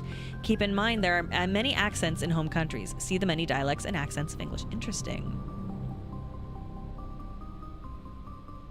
Persona says, I just need to share with chat that I literally have a callus that has rubbed black keyboard plastic off onto my wrist. That's how much work I've been doing on my PC. You need to not do that. That sounds bad. You don't need to get all that plastic into your bloods. It'll mess up your balls and God knows what else. Gross. Be careful, Persona. Jesus. Aw, Pat says the kid just passed out in the chair. He's so cute. Yay. Oh, wait, no, it's 6:45. What are we gonna do? What are we gonna do? Because it's like 6:45. He passed. Oh, okay. Oh, it's 6:15. Okay, that's not so bad. Okay. Should dare I wake him up at 8? Oh, brother. So let him sleep and go stream it. You son of a bitch. So jealous. Fuck you. Great. I'm gonna be doing puzzles at 11 p.m. I love that kid. All right. Biotics are uncommon. While admired for their exacting skills, Biotics' motives are not always fully trusted by the common soldier. The Turians prefer to assign their Biotics to specialist teams called cabals. Cabals. Command and control. Oh fuck. Blah, blah. Oh my god. Command and control is decentralized and flexible. Individual squads can call for artillery and air support. They make extensive use of combat drones for light duties and practice combined arms. Infantry operates with armor, supported by overhead gunships. Strategically, they are methodical and patient and dislike risky operation. Tradition is important. Each legion has a full-time staff of historians who chronicle its battle honors in detail. The oldest have records dating back to the Turian Iron Age. If a legion is destroyed in battle, it is reconstituted rather than replaced. You only ever meet one Turian biotic in the games. Huh. The Turians recruit auxiliary units from conquered or absorbed minor races. Auxiliaries are generally light infantry or armored cavalry units that screen and support the main Turian formations. At the conclusion of their service in the auxiliaries, recruits are granted Turian citizenship. No. Space Romans. Interesting. Are Turian balls armored? Interesting. Who knows? At about the time the Solarians and Asari were forming the Council, the Turians were embroiled in a bitter civil war. The Unification War, as it was later named, began with hostilities between the colonies furthest from the Turian homeworld, Palaven. These colonies were run by local chieftains, many of whom had distanced themselves from the hierarchy without the galvanizing influence of the government. The colonies became increasingly isolated and xenophobic. Colonists began wearing emblems or facial markings to differentiate themselves from members of other colonies, and open hostilities became common. Interesting. Have I had some water? Like, oh, do I sound like I need water? Num num num num num. Okay, so the face markings are to differentiate themselves from members of other colonies. Interesting. Okay.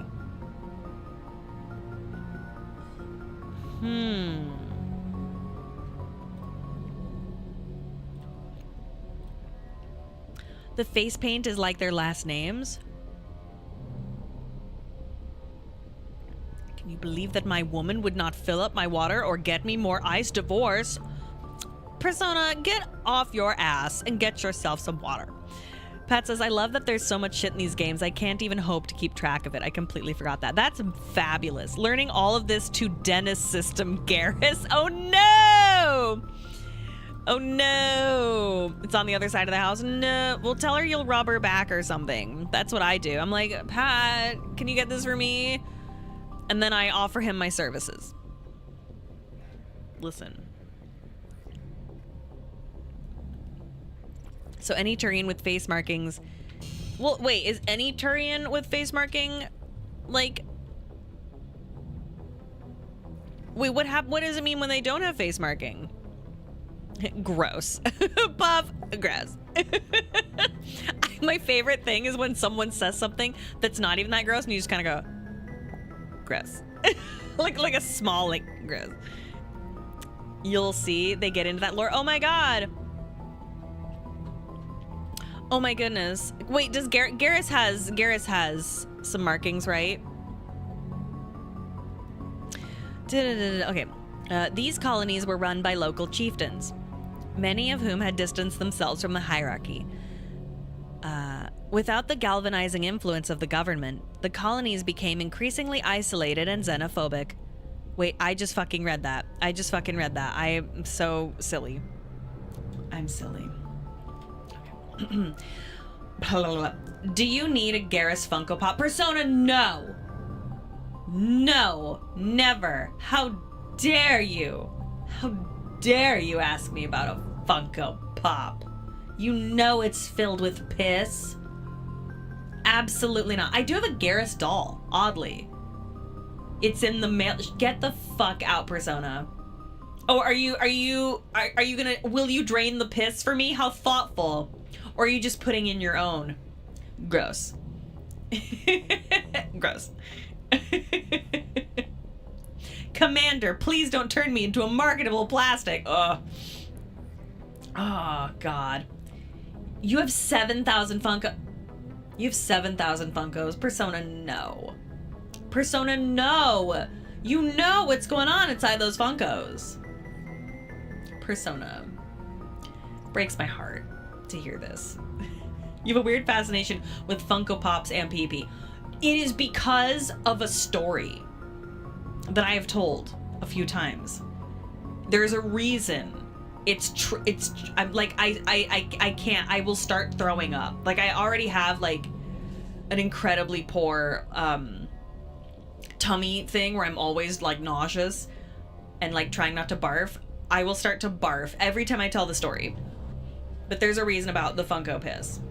Yeah, you don't need to hear about the Funko piss lady. So true, Persona. How do you have a story about that? Astro, I've lived a lot of life. I've lived a long time. Zig Flip. Okay, that lore. Can someone get this? Get our friend Zig Flip. Get our friend clip. Because I'm pretty sure there's actually multiple clips. Because I think also from the podcast. She says, "Young and fresh, 29. You're darn tootin'. By the way, Mothman Kisser tipped $10 here. Thank you. Not to be a total bummer, but I had a relative pass today, and this goofy ass stream is helping so much. Thanks a ton, funny lady." I'm so sorry to hear that. I'm so sorry. I hope I can give you some respite, rest from that, because that is so stressful. I'm so sorry. I hope everything's going okay. Obviously, you know, they have passed, but I hope that you are grieving okay. It's okay. I'm genuinely doing way better than expected, but grief is weird. Yeah, no, grief is weird, dude. So take care of yourself, especially for the next week, okay? And onward, of course, but you know. How many bodily fluid women do you know? It would blow your mind. When war right, okay. When war finally broke out, the hierarchy maintained strict diplomacy and refused to get involved. After several years of fighting, less than a dozen factions remained, and the hierarchy finally intervened. By that time, the chieftains were too weak to resist. They were forced to put an end to fighting and renew their allegiance to the hierarchy.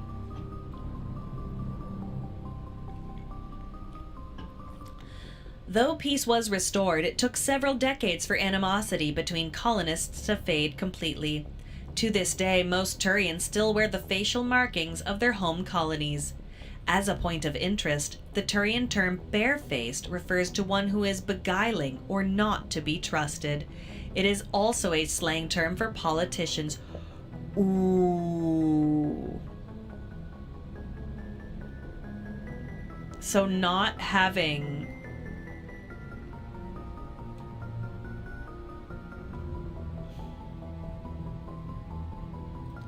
I have 3 storage units of just Pokemon cards and another 2 of Funko Persona. That's crazy. Oh, it's hiding who you are. Okay, right. So they probably could do a face paint, but they decide not to because they don't. Interesting.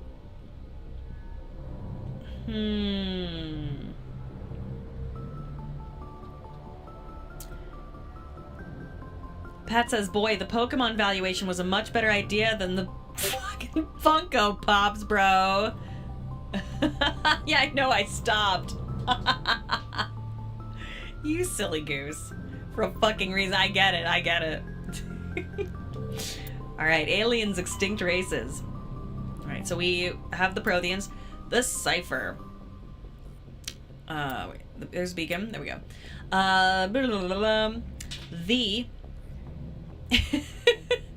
The Prothean Beacon downloaded its knowledge into wait, I think I read this. I read that one. Geth armatures. Armatures are quadruped, all-terrain heavy weapons platforms akin to the armored fighting vehicles of other races.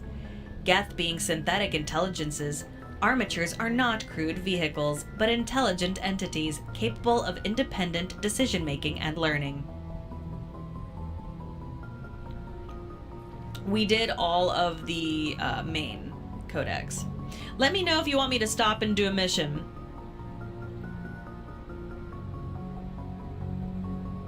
The Mass Effect Funkos are worth $300 a piece at minimum. Really? Jeez. Golly, are they rare?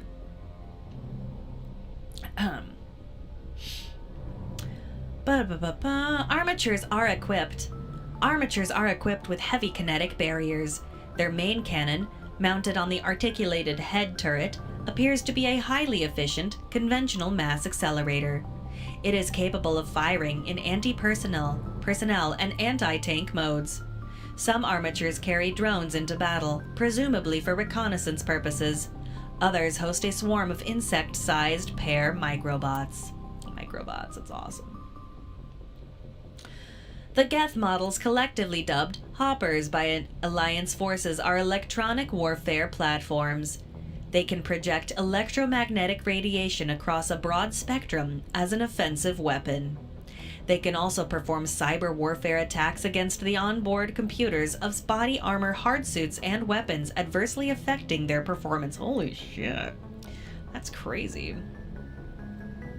I see a button that's saying mark all entries viewed. Is that something that would help her see if she has already? Oh no, that would make it so that I would probably lose it. That would make it a lot harder. But I appreciate you. The structure of hoppers consists of an advanced and highly elastic artificial muscle material. This allows a hopper to compress its entire body for its powerful leaps. This is so fucking cool. Hoppers also have thousands of molecule-scale barbs on the surfaces of their hands and feet, which are used to cling to walls and ceilings. Hoppers are very difficult targets, leaping from one surface to another in rapid succession. The Quarians have no record of any Geth models similar to hoppers. This new morphotype must have developed over the last 300 years by the Geth themselves. This is troubling proof that the Geth are continuing to move toward technological singularity. Experts in synthetic life are intrigued that hoppers appear to be even more organic than the baseline Geth. The identified subtypes of hopper have been codenamed Sapper, Stalker, and Ghost. Spooky. The harsh Krogan homeworld conditioned the Krogan psychology for toughness just as it did the body.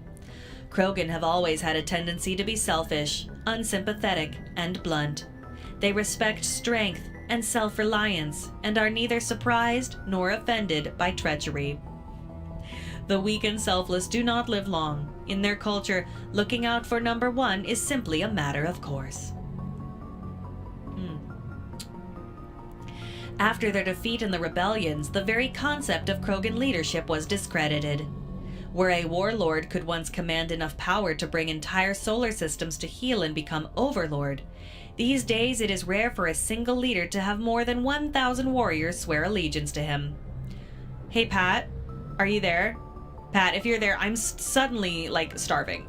Can you help me? I'm hungry. Please, unless it would bother the baby, but could you run over and... What do you want? I don't know, Should I mommy bread or should I have a cereal? I would like the ham. Burger again. I do have leftover burger meat. I could, but I'm not gonna ask Pat to do that. Listen, it's quick. I'm reorganizing my Lie Barbie. Yeah, give me a nice thick piece of mommy bread. Not so thick, but only 2 C's thick, please. And maybe a charger. Anything else with that? No, just mommy bread. Just a quick mommy bread. Actually, no. Do you have I have no cables over here. Wait, no, actually. Yeah, I'll actually have a bowl of the Shreddies. Give me a bowl of Shreddies. I make a decision I don't want to be trying to do the thing. I just want to be able to or no, I'll have mommy bread. I'm sorry. Look, I'll have the mommy bread, okay? That way I'm not crunching. Thick mommy bread, thank you. Okay. Shreddies is amazing cereal. It's relatively low in sugar. I mean, it's 9 grams for a nice big cup, but that's pretty low for cereal. And has 42% of your daily iron, and I'm really low in iron all the time, so it's good shit. Got that, Pat? Ow, I hurt my neck. I hurt my neck just then. Ow. Paige needs a random food encounter table for Pat to roll on. That's awesome. What the fuck is mommy bread? Mommy bread is it's a whole wheat brioche that I make a couple times a a week because we go through bread so fast. And my son calls it mommy bread because mommy makes it. So it's mommy bread. It's bread that I make. Most Krogans trust and serve no one but themselves. This solitary attitude stems in part from a deep sense of fatalism and futility, a profound social effect of the genophage. Is it genophage? I was just like, is this bread spiked with alcohol? Listen. And then he calls my pink cup mommy water, but then he gets mad if I put mommy juice in it, which it's not alcohol, it's literally juice. He doesn't like juice. Mommy bread would go hard as a Twitch handle. It would. I birth a loaf every week. Ugh. Is it genophage? Genophage that caused Krogan numbers to dwindle as a relative handful. Not only are they angry that the entire galaxy seems out to get them, the Krogan are also generally pessimistic about their race's chances of survival. The surviving Krogan see no point to building for the future. There will be no future. The Krogan live with an attitude of kill, pillage, and be selfish, for tomorrow we die.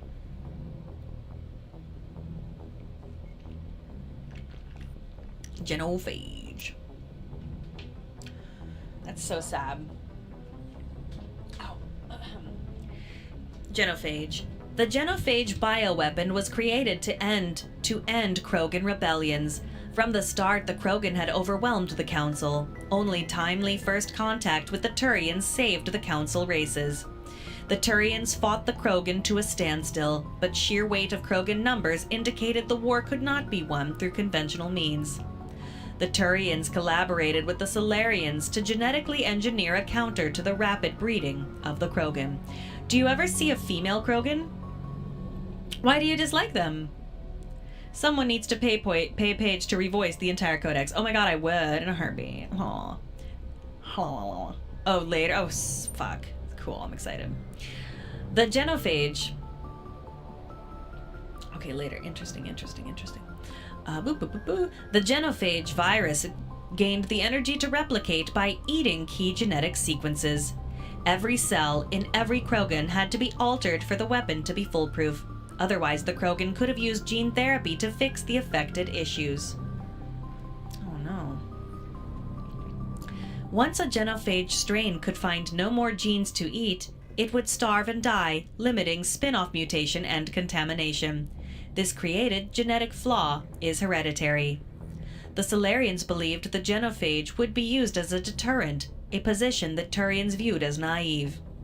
Once the project was complete, the Turians mass-produced and deployed it. The Krogan homeworld, their colonies, and all occupied worlds were infected.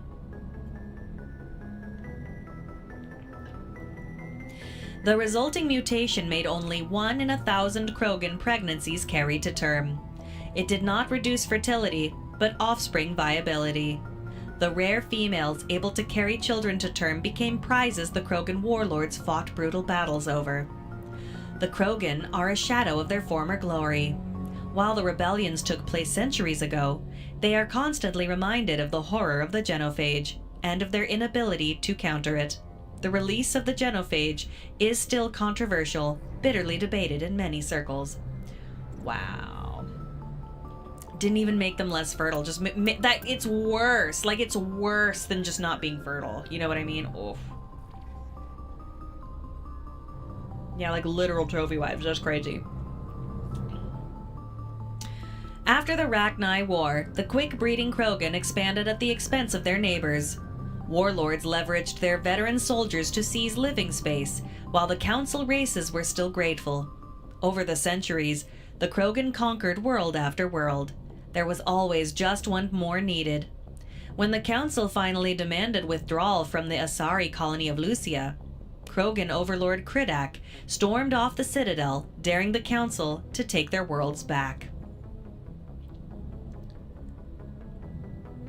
And they can't test for it either?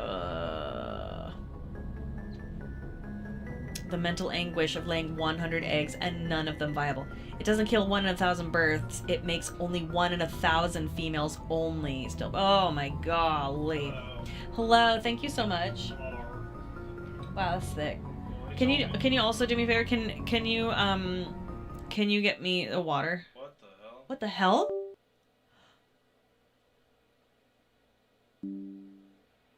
Are you there? Shit. Hello? Power surge on USB port. Shit, are you there? Can they see me? 0 drop frames. What? Wow. What the hell? What happened? It said that I'm using too much power out of the USB. Power surge on the USB port. Well, you're not using this. I guess not. Can you take something off or? Wow, good thing I didn't. Oh, I can't take that off. That's the capture card. Oh, don't do that. Game is frozen. Fuck. No, don't. No. You do. Let's do this.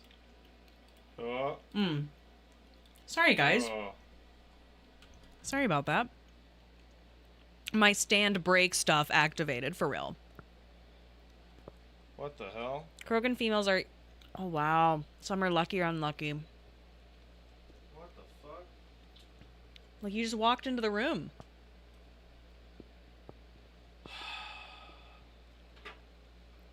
Did the PS5 overheat? No.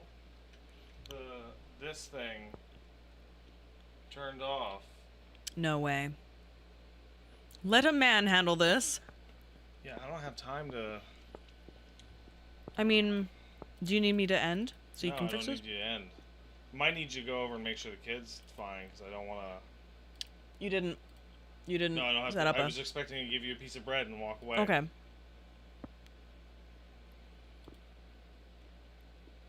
Gamer, yeah, it's not registering as plugged in anymore. Shit, you gotta be kidding me. I'm not kidding you. How bad is that? I don't know. Uh-oh. I gotta troubleshoot it.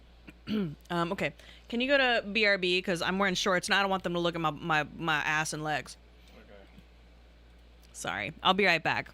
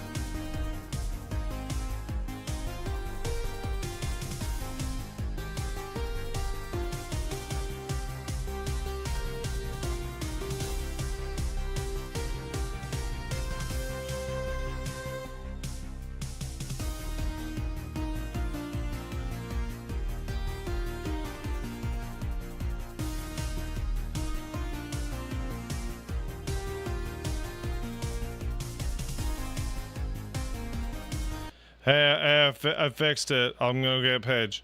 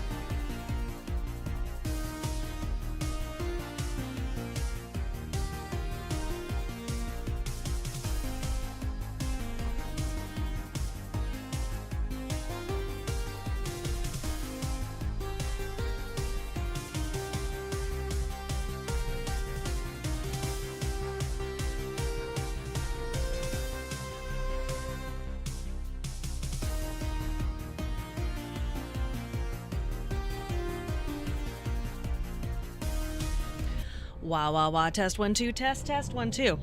Where did my bread go?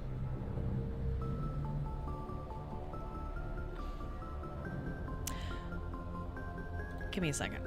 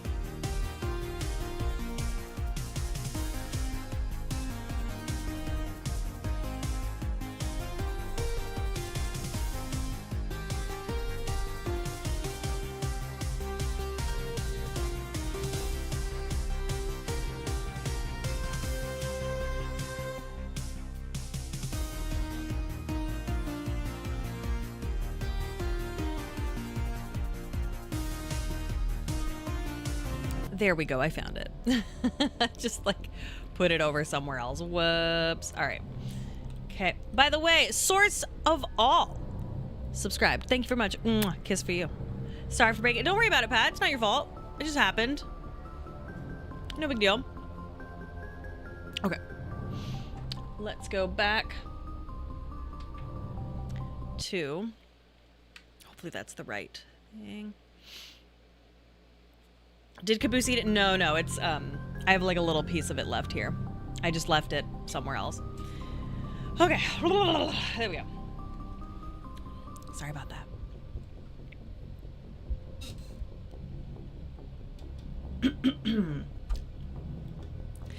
But the council had taken precautions. The finest STG operators. Sorry for shit in my teeth.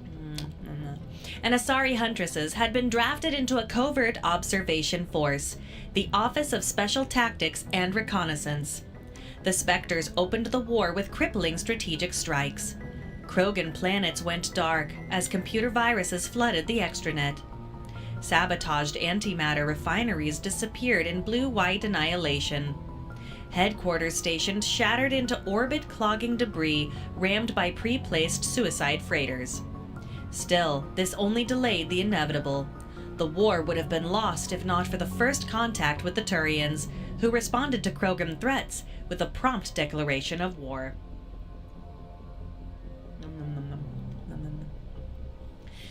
Being on the far side of Krogan space from the Council, the Turians advanced rapidly into the lightly defended Krogan rear areas. The Krogan responded by dropping space stations and asteroids on Turian colonies.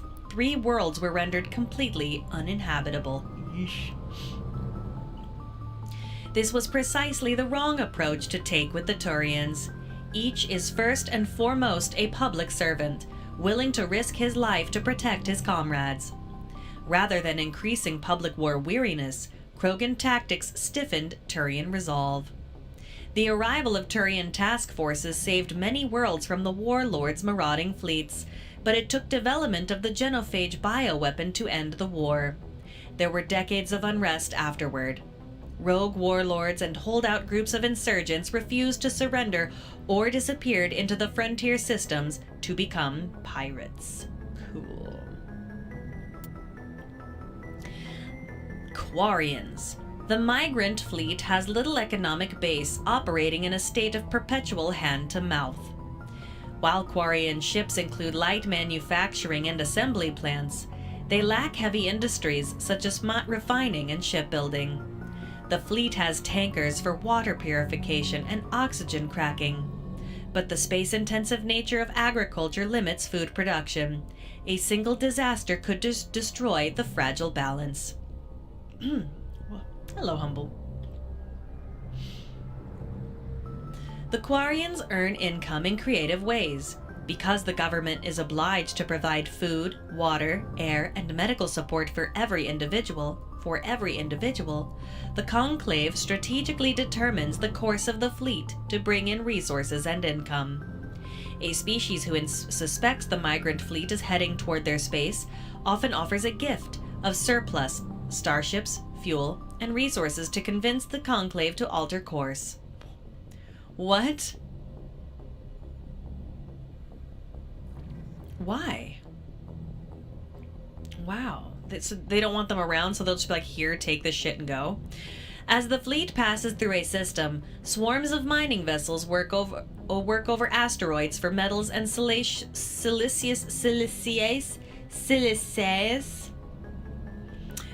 materials and cometary bodies for water, ice, and organics.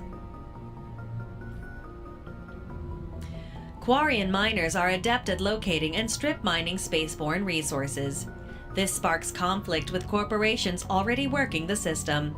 Large mining concerns spend millions on lobbyists and public relations portraying the Quarians as locusts, devouring the resources of a system before moving on. Yeesh. That's not good. That is not good to call people a locust. Jeez. The greatest asset of the Quarians is their rarefied skills. Most are experienced miners. Due to their life of perpetual salvage and repair, they are skilled engineers and technicians. More than once, the very corporations that lobby against the Quarians have made backroom deals with the fleet, arranging for skilled Quarians to fill space engineering jobs that other species would demand higher wages for. Quarians are widely hated among the working classes. The Quarians are coming to take our jobs is a common response to the fleet's approach. Yeesh. Due to the Quarians' precarious existence and the need to enforce strict rationing, government is somewhat autocratic. The migrant fleet's operations are directed by the Admiralty, a board of 5 military officers who are advised by a legislative body called the Conclave. Each vessel in the fleet has the right to send representatives to the Conclave aboard the flagship. The number of representatives is based on crew size. Larger clans with bigger ships and more votes form the cores of political blocs. Opposition comes from the Outriders Coalition, with delegates from thousands of smaller ships. The Admiralty defers to the Conclave's decisions in most circumstances.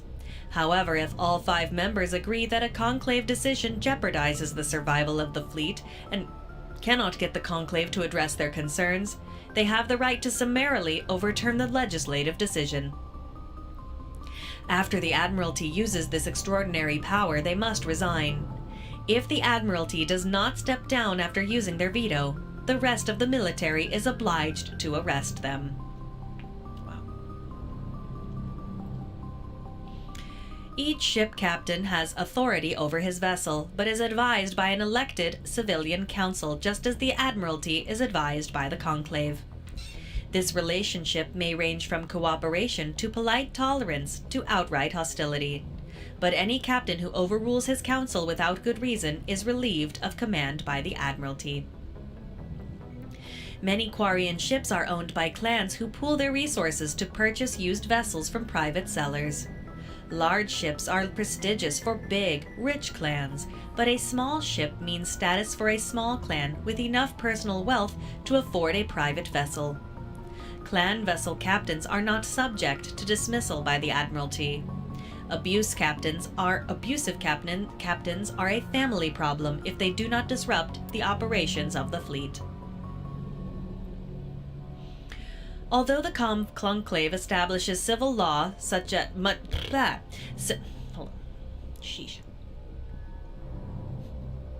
Every admiral gets one.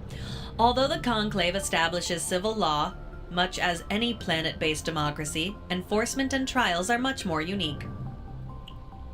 After the flight from the Geth, there were few constables to police the millions of civilians aboard the fleet. So the Navy parceled out Marine squads to maintain order and enforce law. Today, Quarian Marines have evolved training and tactics akin to civilian police, but remain adept at combat in confined spaces of a starship and fully under the command of the military. Once taken into custody, the accursed is brought before the ship's captain for judgment. While the ship's council may make recommendations, tradition holds that the captain has absolute authority in matters of discipline. Most are lenient, assigning additional or more odious maintenance tasks aboard the ship. Persistent recidivists are accidentally left on the next habitable world. This practice of abandoning criminals on other people's planets is a point of friction between the Quarians. Oh my god, bleh. Excuse me. Num num num num num. Num num num. This practice, blah blah blah. And the systems they pass through, excuse me. Captains rarely have another choice. With space and resources at a premium, supporting a non-productive prison population is not an option. In the early years, many Quarian freighters were armed and used as irregular privateers. Civilian ships still show a strong preference for armament, making them unpopular targets for pirates. Though they have rebuilt their military, there are still mere hundreds of warships to protect tens of thousands of ships. The Quarian Navy follows strict routines of patrol and takes no chances. If the intent of an approaching ship can't be ascertained, they shoot to kill. The Migrant Fleet is the largest concentration of starfaring vessels in the galaxy, sprawling across millions of kilometers. It can take days for the entire fleet to pass through a mass relay. When the Quarians fled their homeworld, the fleet was a motley aggregation of freighters, shuttles, industrial vessels, and the odd warship. After 3 centuries, all have been modified to support larger crews as comfortably as possible. As the Quarians achieved stability, they began weeding out the ships least suitable for long-term habitation, selling them and pooling the money to buy larger and more space-worthy hulls. This process is ongoing as vessels wear out and break down. So good. While some ships enjoy dedicated cabins with full privacy and sanitary facilities, many more are former freighters whose cargo bays and containers are pressurized and divided into family spaces using simple metal cubicle bulkheads. The Quarians enliven these austere spaces with colorful quilts and tapestries, which also help muffle sound. Oh no! So everybody knows if you're fucking. That's terrible. You've never had butter chicken? Persona butter chicken fucking rolls. Everyone knows that they're fucking. The day-to-day operations of the fleet, traffic control, station keeping, supply distribution, and so on are under military jurisdiction. Though ship captains have the authority to deviate from their assigned positions and may leave the fleet at any time, they are assumed to do so at their own risk. As the migrant fleet moves around the galaxy, many ships split off to pursue individual goals, returning days or years later. Wait, what? There are limited fuck pods on any ship. Get out. When Quarians of the migrant fleet reach young adulthood, they must leave their birth ship and find a new crew to accept them as permanent residents. To prove themselves, they must recover something of value. This is offered to their prospective captain as proof that they will not be a mere burden on the shoestring resources of the ship. This process is called the pilgrimage. Stripped of ritual, the pilgrimage is merely an attempt to maintain genetic diversity within the small, relatively isolated population bases that make up the migrant fleet. If the young stayed and married within their birth vessel, the risk of inbreeding would increase sharply. Quarians are surgically fitted with their various immunity-boosting implants in preparation for leaving on pilgrimage. Having grown up within the sterile, controlled environments of the migrant fleet ships, Quarians have virtually no natural immune system. Oh, that's right. So, like, even a small cold could, like, absolutely kill her.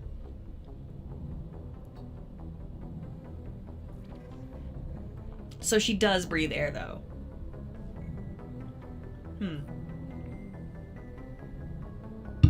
Oh, excuse me.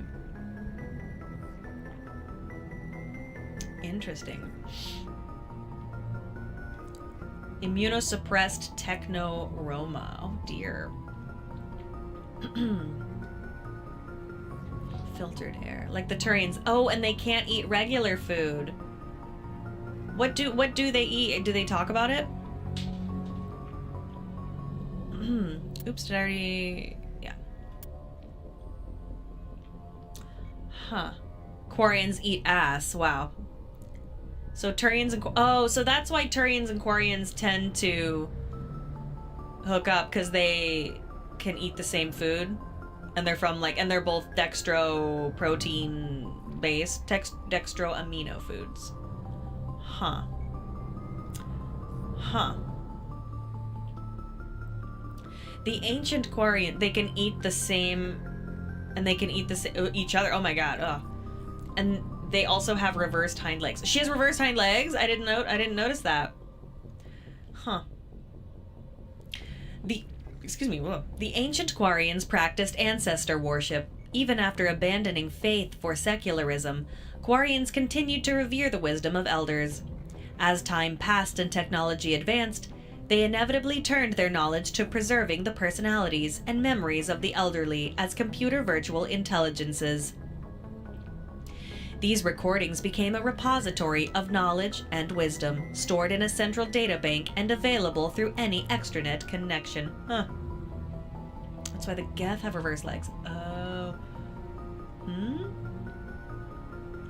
And also, the lead writer for Quarians and Geth has a lot of awkwardly aged talking about how the migrant fleet is based on how much he respects the robustness of Israel. Really? Oh, I thought they were Roma. I vaguely remember memes about the chemical composition of their sweat. What?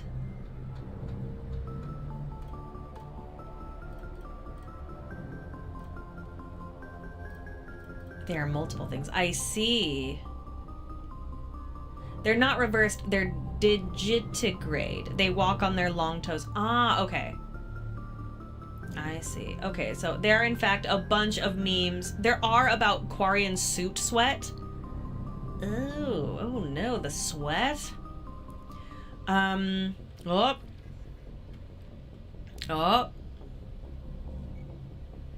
There we go. They held no illusions that this was a form of immortality. Like all virtual intelligences, their electronically preserved ancestors were not truly sapient. This was considered a surmountable problem. Sapience could surely be reduced to simple mathematics. The Quarians began exhaustive research into creating artificial intelligence so they could learn to escape the bounds of mortality and give their ancestral records true awareness. Unfortunately, the life the Quarians created did not accept the same truths they did. The Geth destroyed the ancestor databanks when they took over. Oh, ouch, wow.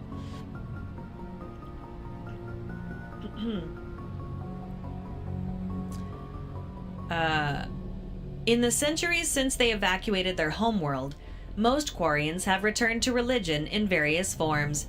Many believe that the rise of the Geth and the destruction of their ancestors were chastisement for arrogantly forsaking the old ways and venerating self-made idols. Oh man.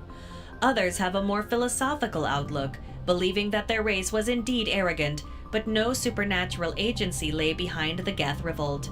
Rather, the Quarians' actions wrought their own doom. Either way, every Quarian would agree that their own hubris cost them their homeworld. Ouch. Goodness. Oh my god. There's so much here. That's amazing. Hold on. How much do you think, hold on, Tali could get for her gamer girl suit water? Oh no. The Geth did not shoot first. Oh no. Oh my god. Okay. Okay.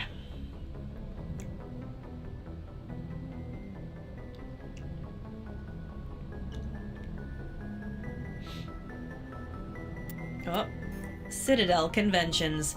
These diplomatic talks occurred in the wake of the Krogan rebellions as a response to the destruction of the conflict and an attempt to distance the Council from the brutal Krogan warfare. The conventions regulate the use of weapons of mass destruction. A WMD causes environmental alteration to a world. A bomb that produces a large crater is not considered a WMD. A bomb that causes a nuclear winter is. Use of WMD is forbidden on garden worlds like Earth, with ecospheres that can readily support a population. If a habitable world is destroyed, it will not be replaced for millions of years. The conventions do not forbid the use of WMD on hostile worlds or in sealed space station environments. Many militaries continue to develop and maintain stockpiles. Boy, oh boy. Boy, oh boy, oh boy. The conventions graded weapons of mass destruction into tiers of concern. Tier 1 is the greatest threat to galactic peace. Tier 1 large kinetic impactors such as asteroids. Tier 1 large kinetic impactors such as asteroid drops or deorbiting space stations. Effectively free and available in any system in the form of debris left over from planetary accretion. Kinetic impactors are the weapon of choice for terrorists and third galaxy nations. Tier 2. Uncontrolled, self-replicating weapons such as nanotechnology, viral or bacteriological organisms, von Neumann devices, and destructive computer viruses. These weapons can lie dormant for millennia, waiting for a careless visitor to carry them onto another world.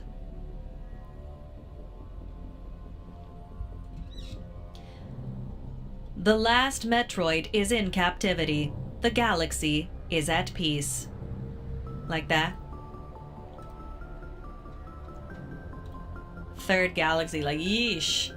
Every time you tell the Geth they're in the wrong, they say you're being anti-synthetic. Huh.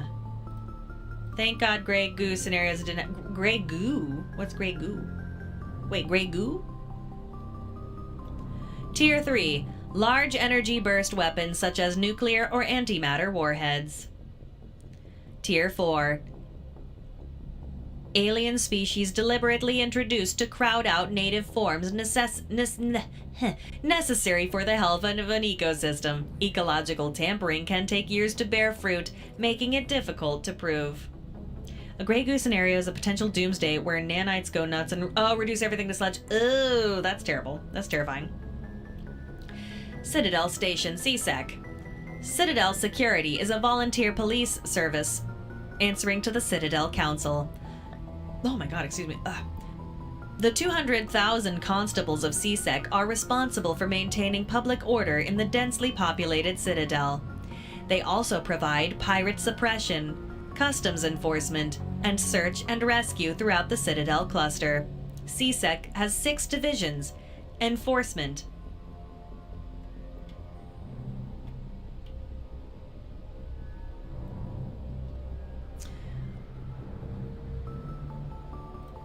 Blue Asari's bird. The Blue Asari's burden. What's that? Oh.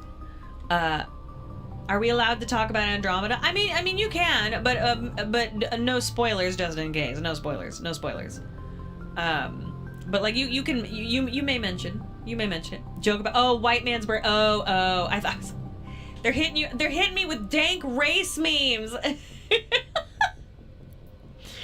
Oh, brother. Okay, sorry. I don't know why I didn't get that. Enforcement. Uninformed officers, guys. Enforcement. Uniformed officers who patrol the Citadel and respond to emergencies. Investigation. Detectives who puzzle out the truth behind crimes and bring perpetrators to justice. Customs. Screens the thousands of passengers and cargo containers that pass through the Citadel ports every day. We're sitting here measure heading and she doesn't get it. She doesn't have Wooly's power level. Who is as powerful as Wooly? Pat says, guys, stop showing my wife the time cube, okay, please. Network deals with cybercrimes like identity, copyright theft, hacking and viral attacks, and illegal artificial intelligence. Special Response deals with hostage situations, bombs and attackers aboard the Citadel. They are also the front line of defense, armed with military-grade equipment. Patrol, naval arm, with ships stationed throughout the Citadel cluster. Unlike other divisions, they are rarely seen at the Citadel, nor do they stay in one place for long. Joining CSEC is prestigious. Applications must be sponsored by a Citadel counselor or the ambassador of an associate council race. Generally, applicants have many years of distinguished service in the military or police forces of their nation. But an inexperienced applicant with demonstrable talent will be fairly considered. CSEC and the Spectres are often at odds. Many CSEC members, notably current executive Renara Palin, believe that allowing Spectres to be above the law is a dangerous practice. The actions of Saren Atarius lend credence to this position.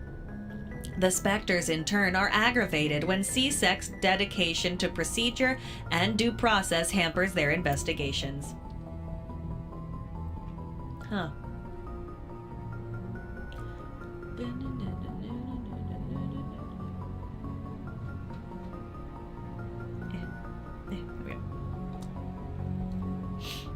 The Ring is an enclosed loop of park-like space serving as the connection point for the wards. The interior walls are lined with the embassies of influential species and private residences for the galaxy's elite. The Presidium is full of open-air restaurants, bars, and luxurious meeting areas. Gravity is about 1/3 Earth normal. A holographic sky is projected over the ceiling of the Ring. Unlike the 24/7 bustle of the wards, the Presidium maintains a 20-hour day schedule with a 6-hour night where lights are dimmed and the sky goes through a night cycle.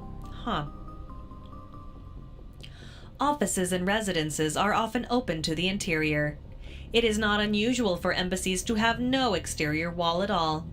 This does not cause a crime problem due to the heavy CSEC presence and ubiquitous monitoring devices on the Presidium. Thieves are quickly identified and apprehended. The Ring is the location of the Citadel's spaceports. Being closer to the center of spin, there is less motion for a ship to match, and the reduced spin gravity makes handling cargo easier. Hundreds of ships pass through the Citadel every day, and every species with an embassy is granted a private dock. The tower, at the center of the Ring, holds the administration of the Citadel Council. The tower rises over 1 kilometer from the Ring, appearing to thrust forward parallel to the ward arms. As the tower is at the center of the spin axis, it experiences little centrifugal force. Gravity is maintained using Mass Effect fields at a 90-degree angle to the Ring and wards. A consular dock can be found at the base of the tower. While normally used for diplomatic couriers and Spectre businesses, the shuttles docked here can evacuate the council government in an emergency.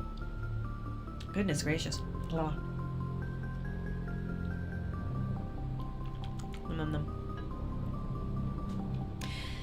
The Citadel is surrounded by a blue-tinted reflection nebula.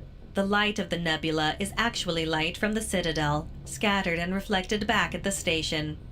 At first, the Serpent Nebula was presumed to be made of microscopic construction debris. Prevailing theory holds that the Protheans used molecular nanotechnology to manufacture the incredibly durable materials used in the Citadel. My tongue is like dying. Blah, blah. But unlike other nebulae, the Serpent does not dissipate over time, therefore it must be replenished constantly. The current popular theory is that the non-recyclable waste collected by the Citadel's keepers is somehow rendered down to the atomic or molecular level and ejected into the cloud. You're starting to hear my tongue like die? It's like a class reading assignment and Paige gets to read every page. Yay! The thick nebula presents a navigation hazard. Beyond the relatively clear areas around the Citadel, electrical discharges are common. These are not blocked by kinetic barriers and can severely damage metal-framed starships. In addition, some dense knots of dust can overwhelm the repulsion of kinetic barriers on smaller ships. If such a vessel is moving fast enough at the time, the effects are similar to being hit by a sandblaster. Attempting to reach the Citadel through open space navigation is unadvisable. The only safe approach is through the various mass relays that orbit it. Oh goodness. Although the Citadel is equipped with Mass Effect generating Element 0 cores, most of the gravity on the station is generated by the centrifugal force of rotation, and here's a bunch of statistics I'm not gonna read. Not including keepers, the population is 13.2 million. That's pretty cool. My teacher made a kid do that in literature class, had a fear of public speaking. He had a nervous breakdown 10 minutes in, and Mrs. Robinson was fired. Yeesh. Yeesh.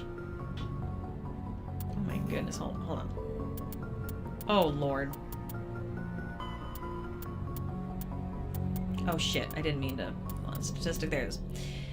The majority of the Citadel's population lives in the wards, the 5 massive arms of the station that house the residential and commercial districts. Many galactic races have established cultural enclaves here. Population density and the cost of living are extremely high, akin to Earth cities such as Hong Kong and Singapore. Shit.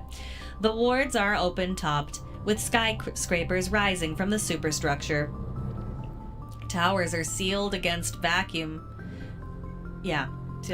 As the breathable atmosphere envelope is only maintained to a height of about 7 meters.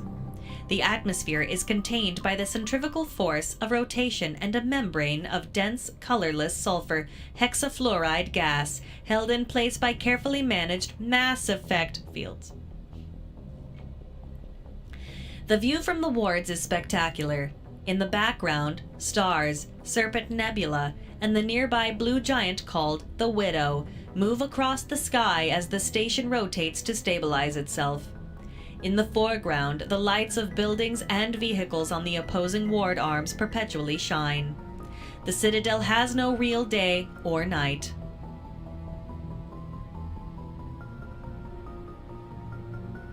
It has nighttime. It is always nighttime. Nighttime. While the station keeps to standard galactic time for political functions, businesses rarely close, and residents acclimate to sleep and work according to personal need rather than a day-night cycle. Additions and modifications are constantly being constructed, though they must stay within certain specifications that will not compromise the operation of the station. Occasionally, the keepers will descend on an area of the wards and move or change the architecture without explanation. Residents have learned to live with these inexplicable intrusions. The Treaty of Phyrex was, if you drink fizzy lifting drink, do you float into space? That is a, I wonder. Oh, a ping? I don't know. I don't think I heard a ping. Due to the destructive potential of dreadnoughts, the council races agreed at the Phyrexian Naval Conference to fix a radio of dreadnought construction between themselves. Phyrexian.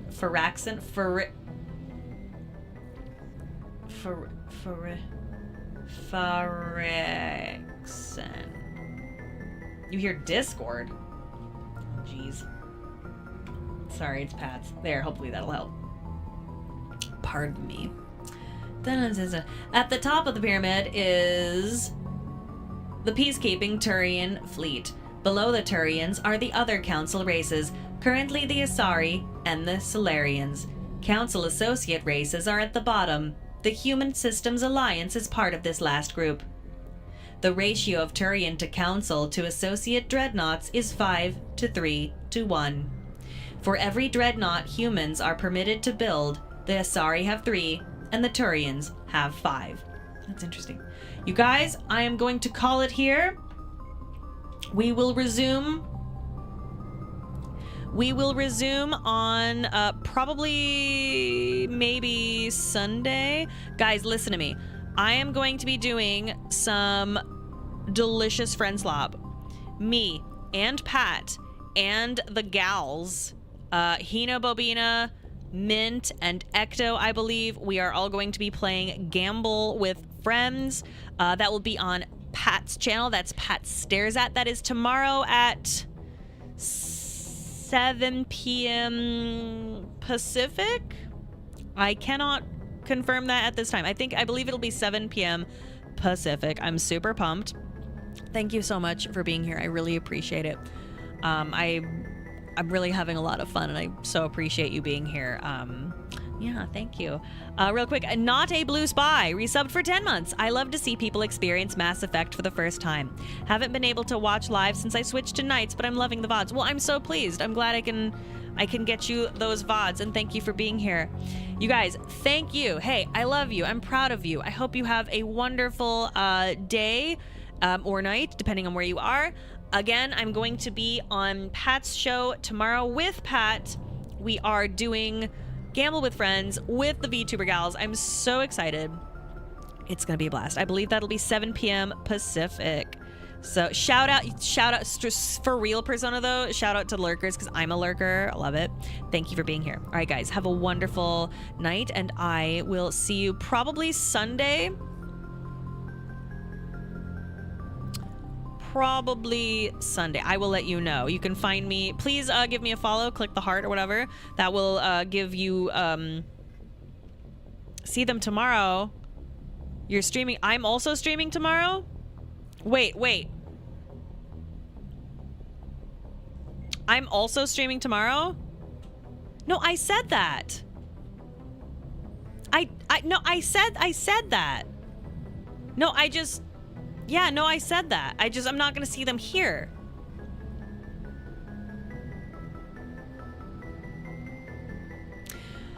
Anyway, please give me a follow. And that will hopefully notify you of when I go live, or you can check my schedule here or on Blue Sky, and usually it's correct. I may stream again on Sunday, so find out shortly. Okay, I will talk to you guys soon. And yes, when is Road to Empress 2? I don't know when 2 is, but Road to Empress 1, thank you to Kai9. Big thanks. I will be doing that after Mass Effect 2 as per Kai's instructions. All right, I will see you guys very soon. See you tomorrow on Pat's stream at 7 p.m. Pacific. Okay, see you later. Bye. He is good, and he is sweet, and he has nice feet. Beep, beep. He is good and he is sweet. He is big and he is strong and he is nice feet. Beep, beep. He is good and he is sweet. He is big and he is strong and he is nice feet. Beep, beep. There's a cactus on the rise, I think his name you know. But if you are not privy to, it's spelled E-L-M-O. He's not the most together guy, but he's our little man. Pat pays for love him 'cause he does the best he can. He is good and he is sweet. He is big and he is strong and he has nice feet. Beep, beep. He is good and he is sweet. He is big and he is strong and he has nice feet. Beep, beep. When the camera's rolling and the chat is scrolling, Elmo knows it's time to shine. The spotlight will be stolen. He'll look at you and scream. You take over the stream, and then you'll have to slap his butt and sing the PP theme. He is good and he is sweet. He is big and he is strong and he has nice feet.